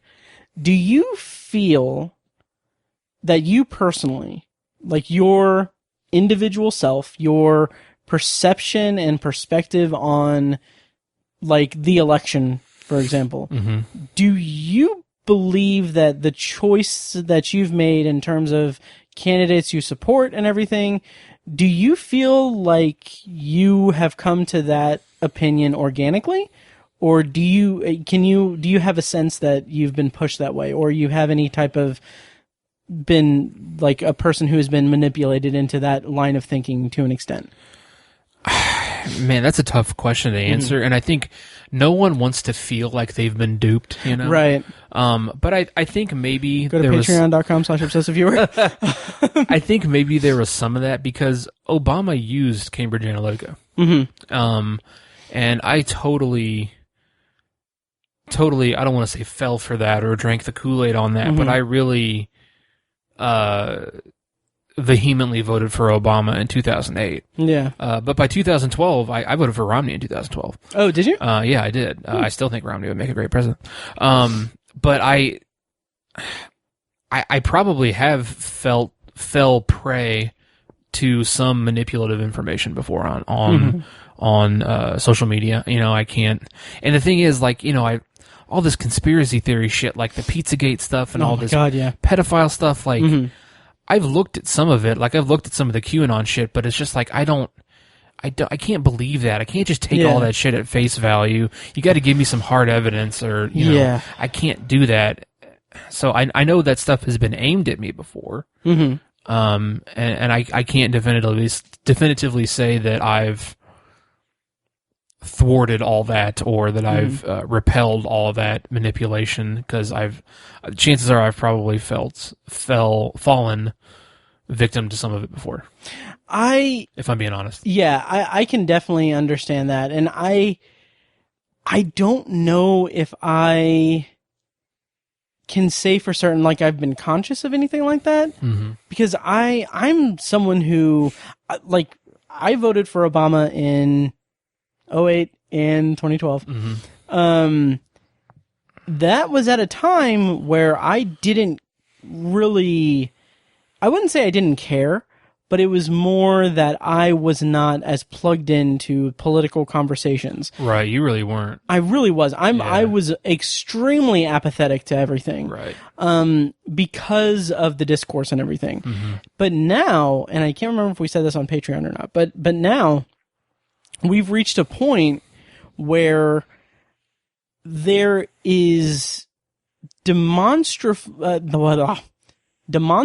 false claims and extraordinarily there's an extraordinary amount of people that are just not accepting fact. Right. Like, and it's not necessarily that it's not a thing where it's like, okay, well, you are blind, like I'm blind to any good thing that Trump does, while these other people are blind to any good thing that Biden does, or bad thing that Trump does, or bad thing that Biden does on like my part. I'm not a fan of Biden. I'm not enthused, but I'll vote for him because the things that I have come across in my universe on social media and going through and looking at facts and recordings and audio and video of Trump himself, I know that he is not the candidate that I want to cast my vote toward. Right. But there is a segment of the population that hopefully oversleeps on November 3rd that they are unwilling to even engage in a discussion or react, like they're just willfully just ignoring points made against their side. And like that is what has made me more interested in talking about this stuff on like social media and stuff. Right. Like I don't think because I posted here and there. Do I come across as a dick? No, but you're much more vocal than you ever used to be. Okay, yeah, totally. Yeah. And so, like, I try not to sound like a dick or anything, but, like, it's kind of hard when you have people, like, I mean, it got to a point with one of the threads where a guy we went to high school with is sucked into the QAnon stuff. And, like, I had said, like, hey, you post a lot, like, his argument against the Trump calling, dead and wounded soldiers losers and suckers, saying that, oh, you'll believe that's anonymous, those are anonymous sources, like you can't believe everything you read or whatever, you've been duped. And it's like, okay, first of all, it's a piece of journalism that is cited. Like, journalists are not like required to give their sources. Deep Throat was an anonymous source for decades, and it's not the same as an internet message board. It's not the same as a social media post saying like, oh, Tiny stole $20,000 from me. Right. Now that's fact. Like, it is a sourced piece of journalistic, source piece published in a journalistic outlet that has like lawyers behind it, and like it has like legal obligations to tell the truth. And if CNN is wrong, they get sued to the fucking nines. Exactly. Yeah. Yes. And then, like, I made the mention, like, and your entire timeline on your Facebook is about the QAnon conspiracy that literally got its start on an anonymous message board. Like, that is the literal, like, it was on 4chan. That is, the Anon is anonymous. Like, like, I don't understand the disconnect. And, like, when you engage with people that are that that stringent or strong in their convictions or their opinions about things, like, they don't respond to that. Like, like he even said, go on my timeline, like, tell me what is a conspiracy theory. And, like, I went through and I was like, I can barely make sense of your timeline. Yeah. And everything. And, like, I started to do that. I was like, I don't have time for this. Like, it's just, it's a losing game. It's exhausting. Yeah. And then he said again, like, he followed up on that, the next day, because it was a multi-day thing on Facebook. And he was like, you still haven't said anything about that. And, like, this is after I had said, like, you haven't, because he said that Trump is going to win in the biggest landslide ever recorded. And he talked about how Trump is, like, he talked about a bunch of stuff. And so, like, people were asking him, like, what is your reasoning for that? Like, what are you seeing that makes you think it's going to be a landslide? And his response was, you would not believe me if I told you. And then he had asked me again, like, you still haven't said anything about the conspiracy theory. So, like, I was like, all right, fine. I went to his timeline, picked like 4 or 5 things, screenshot them, and posted them on there. And like each one was like, this is a conspiracy theory because it is just putting together a bunch of like random things and presenting them in a way that is implying that there's a connection, but there's no hard evidence that there's any connection whatsoever. Like, that's why this is a conspiracy theory. And then he didn't end up responding to that or anything.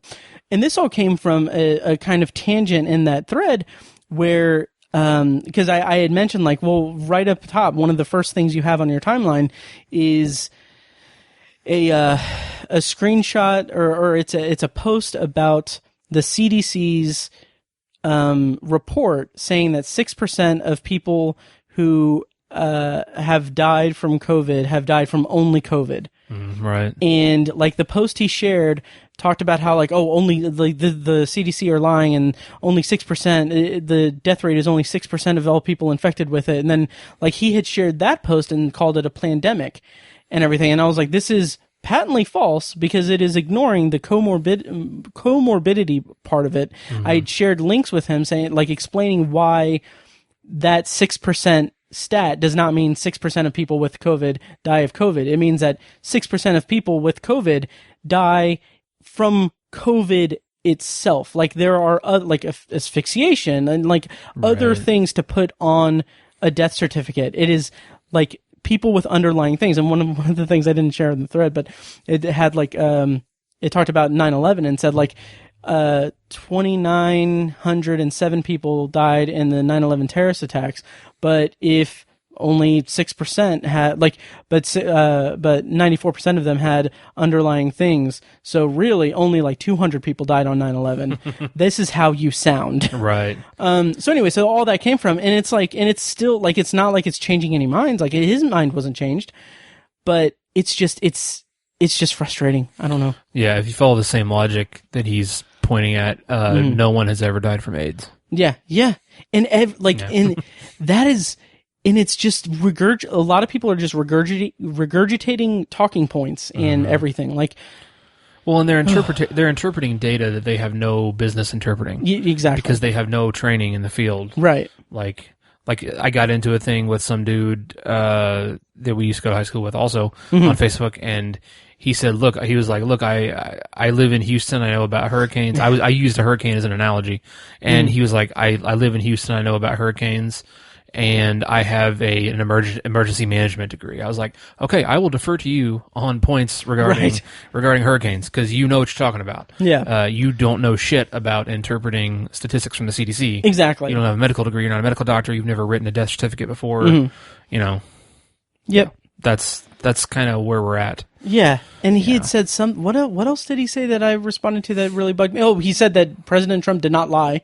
Right. When I was like, he absolutely lied. And then he also used the example of Bush not immediately getting up and talking, like when he got word of 9/11 and kept reading to the kids as a point of like strength in his character and stuff. It's like, do you not realize that he was criticized for that for years? Right. The entire rest of his presidency, that was a big talking point of criticism that he didn't know how to, like, he just, like, I don't know. Anyway, this went off the rails. The Social Dilemma.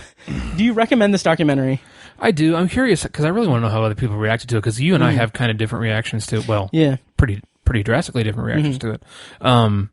But I totally get what you're saying, and your criticisms are absolutely valid. I completely understand them. I just reacted differently to those things, and I'm curious how others reacted. I kind of want to read some reviews on it and see if. Nice. I mean, I think objectively the dramatizations are hammy and campy and shit like that, and that can definitely that's worthy of criticism for sure. I know.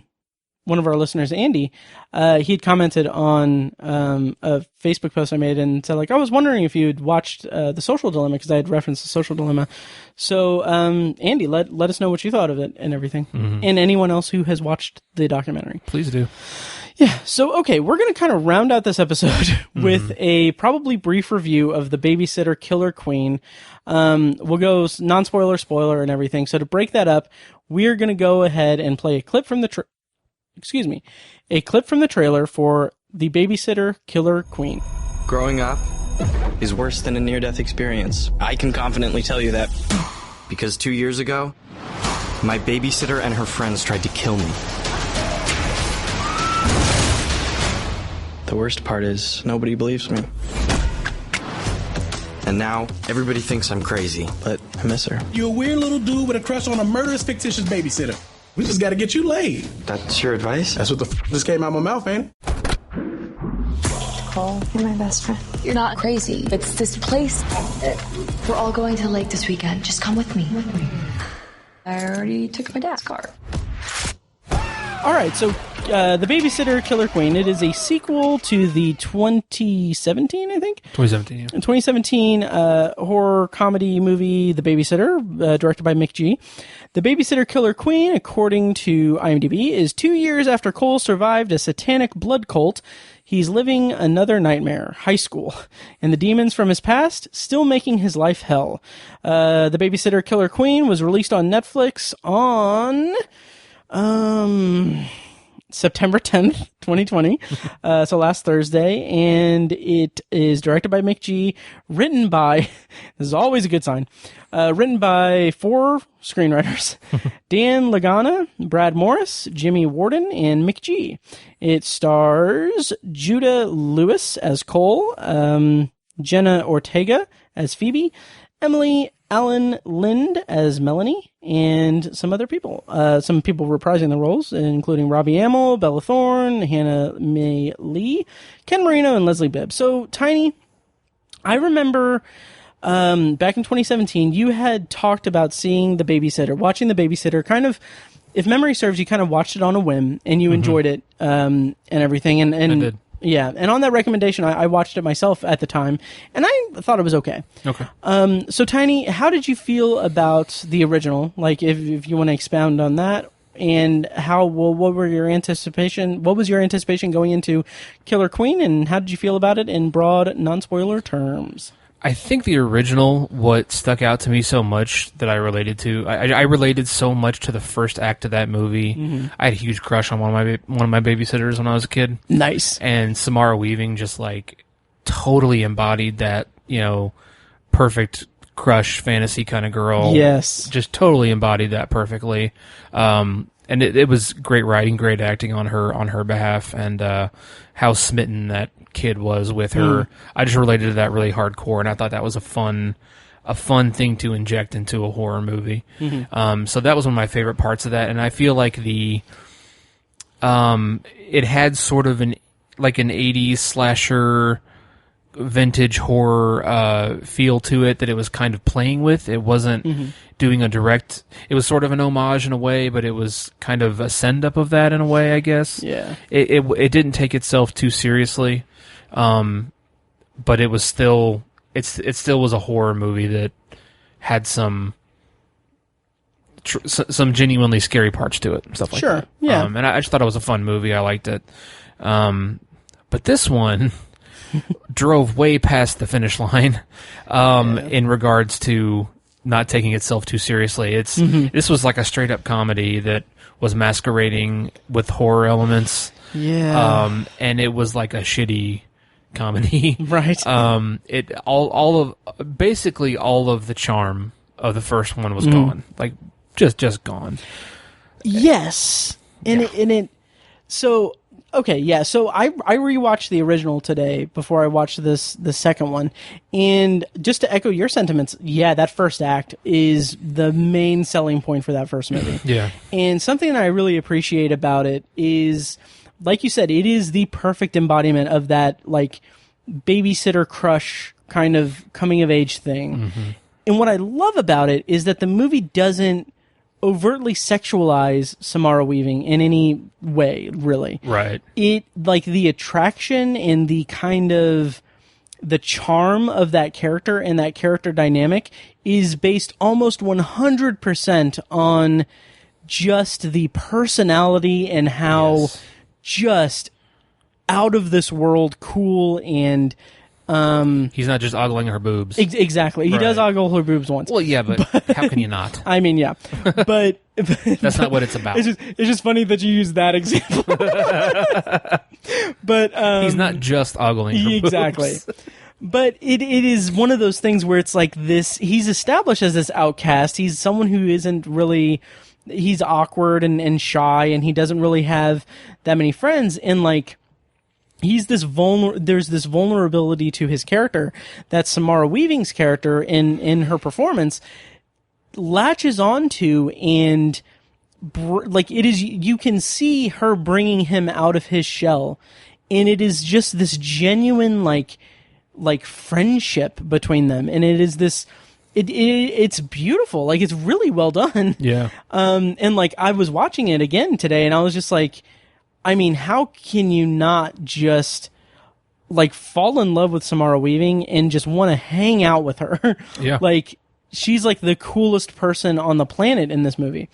And I love that because it is from the perspective of the kid, and like that is his, like, it's a great demonstration of that, and demonstration of his kind of feelings toward her and everything. And then once it gets into kind of the satanic cult stuff, it's like, it's a fun action comedy kind of thing, and somewhat in the vein of like Tucker and Dale versus Evil. Yeah. I don't think it really ever reaches like that level of like goodness, quality. But I will say that like in 2017 when I watched it, or 2018 whenever I watched it, I rated it 2.5 stars, and I bumped it up to 3 stars today because I was like, it's more enjoyable than I probably gave it credit for then. Having said that, I sent you a message during while I was about an hour into The Babysitter Killer Queen, because we were finalizing our plans for the podcast, I think. And like, my message was, by the way, I have 30 minutes left in The Babysitter 2, and as a little sneak peek to our conversation about it, I'm sorry I made you watch it. Like, I really disliked this movie. Yeah, this movie was off the rails. Yes. In a bad way. In a very, very bad way. Yeah. And then my Letterboxd check-in, I was really proud of it. Just, this can be kind of the jumping off point for the review, I guess. These are actual lines, paraphrased, from The Babysitter Killer Queen. Someone says to another character, why? As in, like, why are you doing this? And their response is, I always wanted to be an influencer. Yeah. Okay. And then at another point, another character says, first Travis Scott and Kylie Jenner break up, and now this?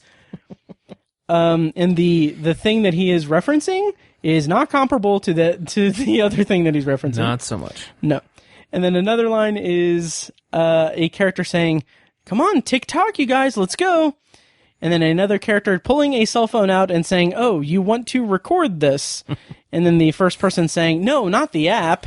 And then the last example is, my dyslexia acts up when I'm stressed. For this sign up, did not I? God. That's just bad. I mean, that is. It's not clever. It's not clever. And correct me if I'm wrong, that's not how dyslexia works.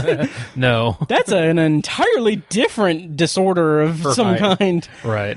That's just shitty writing. Yes. And so, fuck, I really hated this movie. Yeah. I'm trying to think of the only things I really liked about it were Judah Lewis as Cole. I kind of liked his characterization a little bit. Yeah. I think he's a solid actor, and he was fine. And then Jenna Ortega as Phoebe. She had very little to work with. Yeah. But I think she's probably a pretty good actress. I'd be curious to see her in something else. I think she did a good job. Yeah. However, the writing, like you said, was bad. Horrible. Just like, bad. And tonally weird. Like you said, it crosses the finish line and drives way past it from the tones of the first movie. Right. And it's like, it's throwing so many things. Like, those lines that I read belong in like a disaster movie type parody, like superhero movie or disaster movie or scary movie 9. Yeah, right. Like, it is that kind of hacky, just awkward ass non-humor. But also like the weird juxtaposition of different like tonal shifts in it. So like the character of Phoebe has this tragic backstory that's hinted at throughout it. When it's revealed, it's like, this is like really heavy stuff. Yeah. We're watching a bunch of fun, like over the top, but not gratuitous, but fun, campy, like violence, and then suddenly we have this just huge anvil dropped on us. Yeah. That's like, this is too serious. Mm-hmm. And then the acting is just kind of atrocious all around for the most part. I still think the Judah Lewis kid was. I still think he was pretty good. Yeah. He and the girl playing Phoebe were good. Yeah. Also, I will say that the oh god, what is it's the girl playing Melanie, Emily Ellen Lind. Yes, she was great in Dr. Sleep. Yes, Snakebite Andy. But I think again she had nothing to work with on this movie. And it's weird. Well, I won't give it this away or anything, but yeah, it's just so weird, and her character was supposed to kind of take up the mantle of the kind of the crush for the main, right, and completely missed the mark in my opinion. Yeah. The chemistry was absent. I will say I will agree with that for the most part. But I'm not blaming her. I think it was the right. Right. And the things that they do with that character just feels just really like they didn't have a good... Honestly, it kind of felt like they were like, oh, she did a really good job as a certain type of character in Dr. Sleep. Mm-hmm. So let's rework like what her character was all about in the first movie and redo it, like do something interesting with, interesting in italics. But and it just felt like when the turn, like, because it also does the thing that I hate in sequels. The first like 10 to 15 minutes is like just redoing scenes from the first movie. Yeah. And I'm just like, I hate that. I really, really don't like that in sequels. Yeah. But, which is weird because I really like Back to the Future Part 2, which that whole movie is just redoing stuff from the first movie. Right. But anyway, yeah, when the turn happens, because it follows the same kind of formula, there's this kind of coming of age, kind of teen drama, romance, comedy stuff going on, and then there's the horror turn. When the horror turn happens, it is so much more over the top and not seated well at all that I was like watching and I was like, okay, so he's going to wake up and then the real stuff's going to happen. Like right. I was so like disconnected from it. So yeah. What did you think of the violence and everything? I thought it was just, they were going for like comical and just went too far. It wasn't effective at all in my book. I wasn't on board. I agree. Yeah. One of the things that the first movie had going for it so well was the violence was insane. It was really fun, crazy violence. But here we have like a shot is fired at, I think it was a deer or something. And it just explodes. Yeah. It's not tethered to any type of reality. Right. It doesn't follow any physics that we can kind of, follow along with. Right.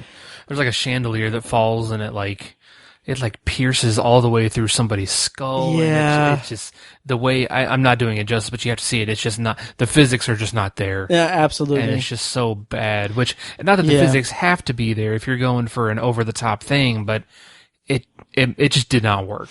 Absolutely. Yeah. I agree. And then I don't think we need to do a spoiler review because I want to just push this away. Right. But I will say that the way that the plot kind of comes together at the end feels like it connects characters together in a significant way that I'm just like, okay, fine, whatever, sure. Right. It felt a little bit like, I won't go that far, but it just felt really just out of place and everything. Yeah.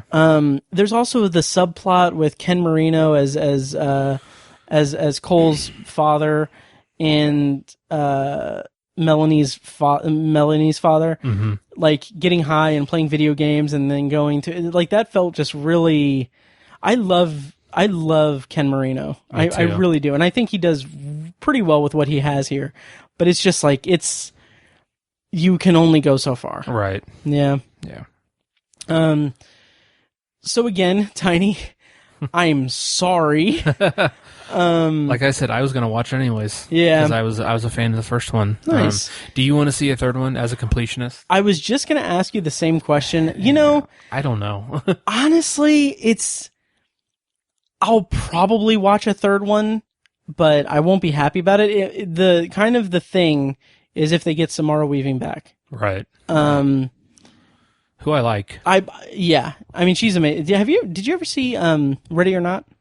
Yeah, I loved her in that. Yeah. Oh, me too. I want to rewatch it now because after I watched the first one. Yeah. Yeah. Did you know that the Ready or Not people that made Ready or Not are making Scream 5? Oh no, I didn't know that. Yeah, they're making Scream 5. The core cast is returning. So Neve Campbell, David Arquette, and Courtney Cox. Wow. Arquette. Oh, I meant to bring this up in the news stuff and everything. They're returning, and there's a bunch of people that have been cast and everything. It's coming in like early 2022, but I'm super excited for it just because like I think it's in the right hands, but also Kyle Gallner is going to be in it. He played Lloyd Denton on The Shield in the later season, like in the last season. Yeah. The kind of budding serial killer. Mm-hmm. So like my tweet was like my headcanon until I see the movie is that he is playing that same character and he has become a serial killer and he's the killer in Scream 5. Which is ridiculous. But I will say that the official The Shield FX Twitter account liked that tweet. So that was pretty cool. Nice. And then also another actor that was cast in Scream 5 is the guy who plays the main guy in The Boys, like the outsider guy. Okay. Yeah. I know what you're talking about. Yeah. Which something about his like energy is like, it feels like that is a perfect like glove fit for the Scream franchise. Sure. So I'm excited for that, but kind of Jamie Kennedy-esque. Yes. Yeah. That and like Adam Brody a little bit. Okay. Who Adam Brody was in Scream 4. Yeah. Yeah, so The Babysitter, Killer Queen, I will say, I was kind of, quote unquote, vibing, as the kids say, on the music choices. Like, there's some needle drops throughout it that I was like, this is pretty good. Like there's, like, White Rabbit. White Rabbit, that was a good one. Which is always fun to hear. Great song, yeah. And then, I think, it's called Apache, right? Is it offensive? Apache. Like, is that offensive? Probably by modern standards. Yeah. Yeah. And then a little bit of Queen also. Sure. Right. Which I kind of wonder if that cost them for royalties or whatever. Yeah. Apache by Sugar Hill Gang. I was gonna say, like, is the Sugar Hill Gang canceled? So yeah. Nice.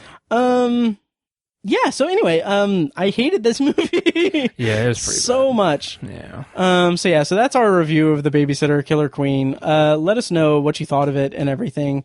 It's midnight. Jesus Christ, Tiny, I'm sorry. It's alright, I don't have to get up early tomorrow. Okay, good. I do, but I don't. It's fine. Gotcha. I don't go to bed until like 1 anyway, so okay, cool. Nice. Alright, any parting thoughts before we let go for this episode? No. All right, great. Well, next time on the show, we're going to be doing, Ben and I are going to be doing our next installment of the Ebert Great Movies List project.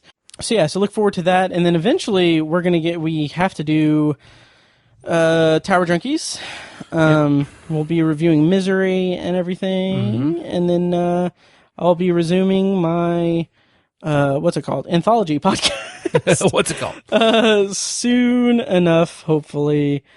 Soon. I've just taken a hiatus on that. That'll do it for this episode of The Obsessive Viewer. Once again, masks are on sale, tinyurl.com/ovmasks, or go to our TeePublic store. Link in the show notes and everything. Thank you guys so much for listening, and also check out my reviews on the website. Ben has reviewed a few things that he did a really great job reviewing Cuties. And then he also is writing a column for our friends at Midwest Film Journal. It's his Happy Valley project. He's going through all of the Happy Madison Productions movies. Yeah. Been there. So, yep. Oh, yeah. So, check that out. Link in the show notes and everything. And I am reviewing the Godzilla Showa era set for Criterion and a few related movies there. So, check that out. Link all in the show notes. Links to all that in the show notes. Thank you guys so much for listening, and we'll see you next time.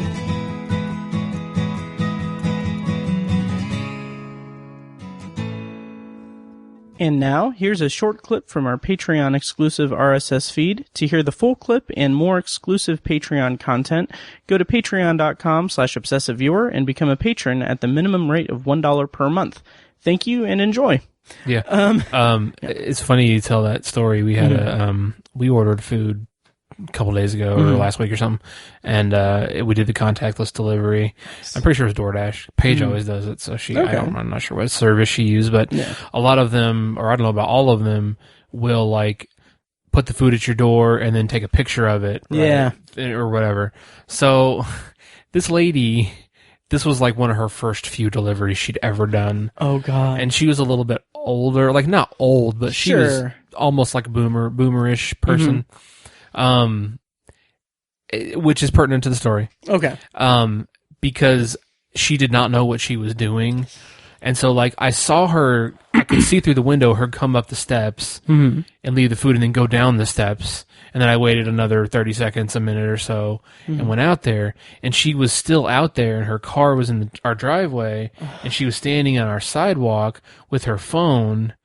And she was like, "Oh, hey, sorry, this is like one of my first times. I'm still trying to figure this out." I was like, "Oh God!" I was like, "You just leave the food and you go." Like, I don't know what you're talking. Yeah. I was like, "Oh, okay," and didn't think anything else of it. And then I was like, "Well, thank you." She was like, "Yeah, thank you, bye." And then like 30 seconds later, I'm inside and I'm like unpackaging all the food, and my wife just starts laughing her ass off because the picture that this lady had taken was of me like bending over, picking up. Like I didn't have a shirt on. It was just awful. That's awesome. Because I was like, I don't even care right now. I'm hungry. I'm just gonna go out there and get the food. Didn't even bother to put a shirt on. I was like, she's supposed to be gone anyways. The Obsessive Viewer podcast is edited and produced by Matt Hurt and presented by ObsessiveViewer.com. For a full archive of our episodes, go to ObsessiveViewer.com/OV archive. You can also like our Facebook page and join the OV Facebook group at Facebook.com/TheObsessiveViewer. And follow us on Twitter at ObsessiveViewer and at ObsessiveTiny. And follow our recurring co-hosts at I am Mike White, that's me, at R.A. Feckus, and at Burger_Lurker. If you enjoy the show, please take a couple minutes to leave us a rating and a quick review on Apple Podcasts. This is the easiest way to support what we do, and all it costs is a little bit of your time. If you'd like to donate to the podcast, you can make a PayPal donation at obsessiveviewer.com/donate. Or support us on Patreon for recurring donations and access to commentary tracks and B-roll audio recorded exclusively for patrons at patreon.com/obsessiveviewer. Every donation goes toward paying the fees to keep the podcast running and is greatly appreciated. For official Obsessive Viewer merch, including shirts, mugs, phone cases, and more, visit our TeePublic store. You can find a link to the store in the show notes of this episode and at obsessiveviewer.com/donate. Or you can simply search for Obsessive Viewer at teepublic.com, T-E-E, public.com. For information about our annual live event showcasing short horror films from local filmmakers, check out shocktoberInIrvington.com. And for an archive of all our events, as well as news about potential future events, head over to obsessiveviewer.com/live. For more podcast content, you can find Anthology, Matt's solo podcast covering The Twilight Zone, and other classic and contemporary science fiction anthology TV shows at anthologypod.com and on Twitter at OVAnthologyPod. You can also find Tower Junkies, a podcast where Matt and Tiny share their love of all things Stephen King and his magnum opus, the Dark Tower series, at towerjunkiespod.com and at towerjunkiespod on Twitter. And finally, check out The Secular Perspective, Tiny's side project podcast, which tackles current events and life's big questions from the perspective of secular hosts Chad and Amanda at thesecularperspective.com. The theme music for The Obsessive Viewer comes courtesy of the band Loudlike from their EP Mistakes We Must Make. Additional bumper music is provided courtesy of As Good As It Gets, which can be found at facebook.com/asgoodasitgetsband. Thank you so much for listening, and we'll see you next time. Kitty!